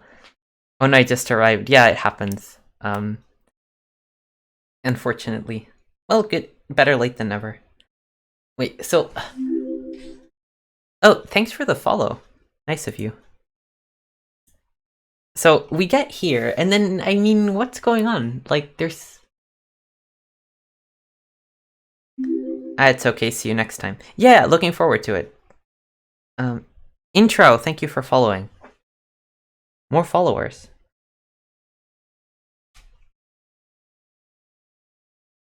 So, S18. But then we get the same ko.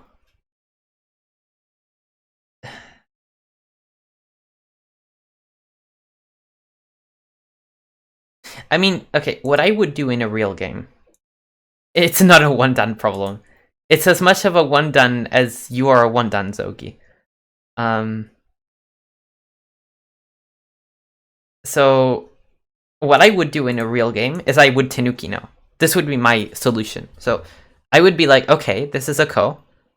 And if white connects, white loses the liberties. So, then it's like right now it would be a two-step ko in black's favor. So I will Tanuki, and then like then we will Tanuki. Everyone will keep Tanukiing, and then white isn't going to invest another move to get closer to the ko. So this is already a good result locally for black. That would be my logic, but oh, I'm not that far from one nan. I see. Well, yeah, I guess you're not actually, right? Because you play at 2Q-ish level Fox, right? So, I mean, it's not infeasible for you to get there. So.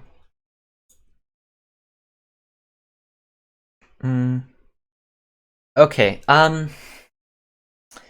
I don't know if I want... I don't believe that there's a kill here. That's the thing. I don't believe it. Like, I kind of want to try and solve it on my own. Yeah, solution time. I think it's solution time. Okay, fair enough.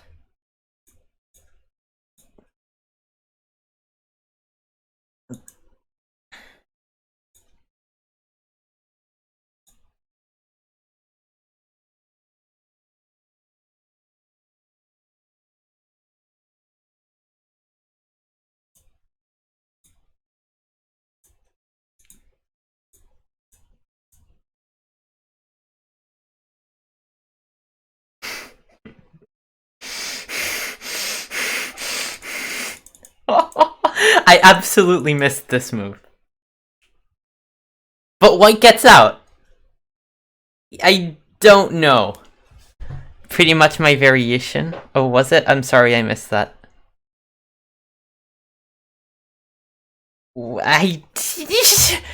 I don't agree with this. I mean, if the stone were at M18, yes. But if the stone were at M18, there'd be other solutions as well. Like we discussed one other one that would work if M18 were. Very suspicious. Okay, so I think it may be arguable that even this problem solution doesn't quite know. Like, okay, T19's a nice move, but white doesn't get out technically since you can play from the inside and net.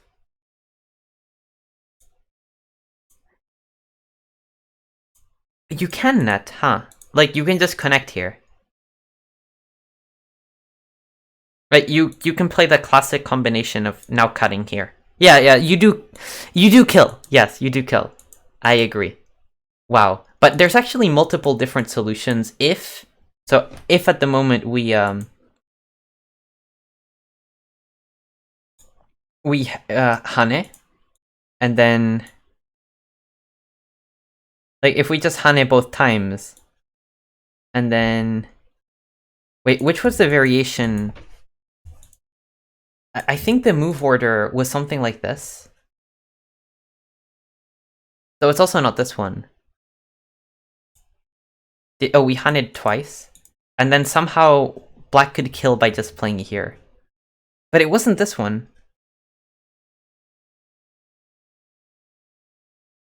I'm not sure. Maybe there wasn't a variation. So okay, this is a legitimate solution. Even if... Okay. That's pretty nice. I completely missed T19. Wow. I shouldn't miss T19 for that long. I've seen some that are in books that are with obviously wrong solutions, but 101 keeps them because they're published. And the similar problems have true solutions. Well, this one I think is a solution. This actually looks good. So, yeah. I don't 100% trust it, but it's reasonable for sure. Okay. I'm gonna do like a couple more, but like if I don't get them right immediately, like we're not gonna keep mulling over them. But I might do a couple more and then finish the stream. That was an interesting one. And there's nothing like a carpenter square to make a streamer despair, you know? That rhymed unintentionally.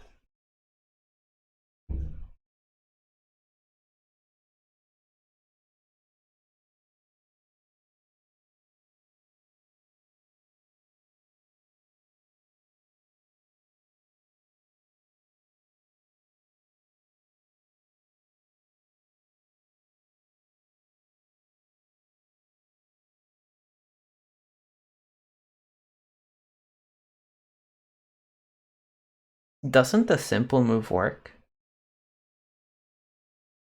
I think the simple move works.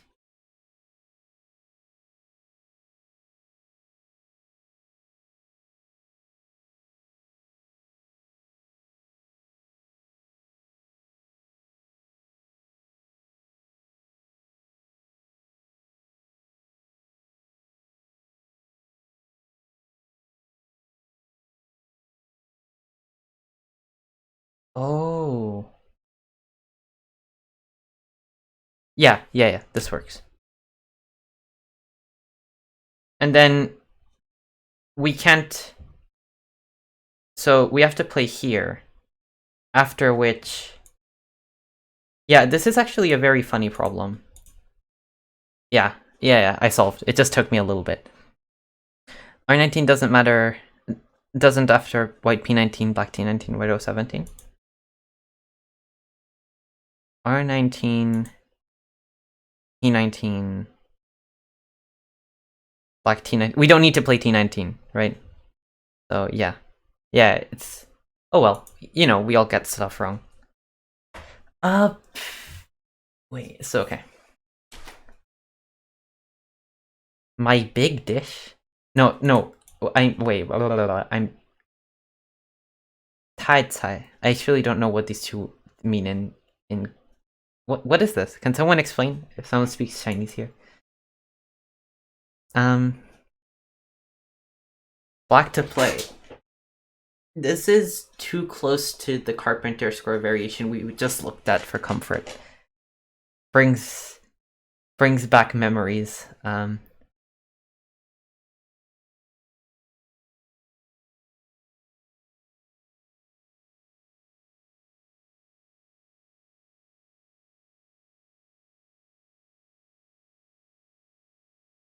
Second character is plump / fat. In Japanese, or in Chinese, that's Tai, which is like too much, I guess. It's like, yeah, too much, or like indicates some degree of excessiveness. And Cai on its own should be a word for vegetable and or dish, depending. I think. That's what I seem to remember. And together I have no clue whatsoever what they mean. Like, none. I only got to starting reading R19 as a stupid move. Cai is vegetable. 45 seconds goes too fast, yeah. Cai is vegetable. I think you can also use it for dish, no? But yeah, vegetable, for sure. Cai I think is too much. Yes, exactly. Like, too much vegetables. Like, no. Like, also, if it were too many vegetables, it would be tai duo cai. Like, you would have to say too much duo. So just tai cai. What is that? I have no clue. So, tired universe, I agree. But okay, T16 someone suggests. T16, I think white will just... T16, you're sort of in trouble because white's making more eyes than you are. Many look similar to person, that's correct. But fourth character is finish. Le. Le is just a participle thing. It's just a thing that you put at the end of stuff sometimes. It doesn't really mean much, usually. But I'm actually thinking... I actually am also thinking of R19. I thought white to play. Oh, I see. Yeah, white to play everything works. I'm actually thinking R19 might be a move. Like, I know that earlier Asolin was like... I was just reading it to stupid move. But first character is ego. First character is me. Yes, done problems easy. Haha, yeah. Yeah, I found Ko. Yeah. Okay. But for me, this is better than anything else. Like, I couldn't find something better. It is the solution, apparently. Yeah, first is Wo, meaning me. Yes, correct. Time went too fast and I kind of gave up. Yeah, that's a good summary of the 101 experience. Yeah. But okay, that's probably enough for today. I'll be off. I have something to do at 8. and I want a little bit of time in between. So thank you to everyone who watched. This was an interesting stream. So more Sumego. I'm a little bit tired at this point, to be quite honest. That carpenter square really wears you down, I guess, or me down. And yeah, a lot of people were quite cooperative with the Sumego as well, so that was cool. And there was also a game review, so good stream. So thank you to everyone who watched. Let's see, is there anyone rateable? I don't. Yeah, there is someone rateable, of course, Miko. So let's rate Miko.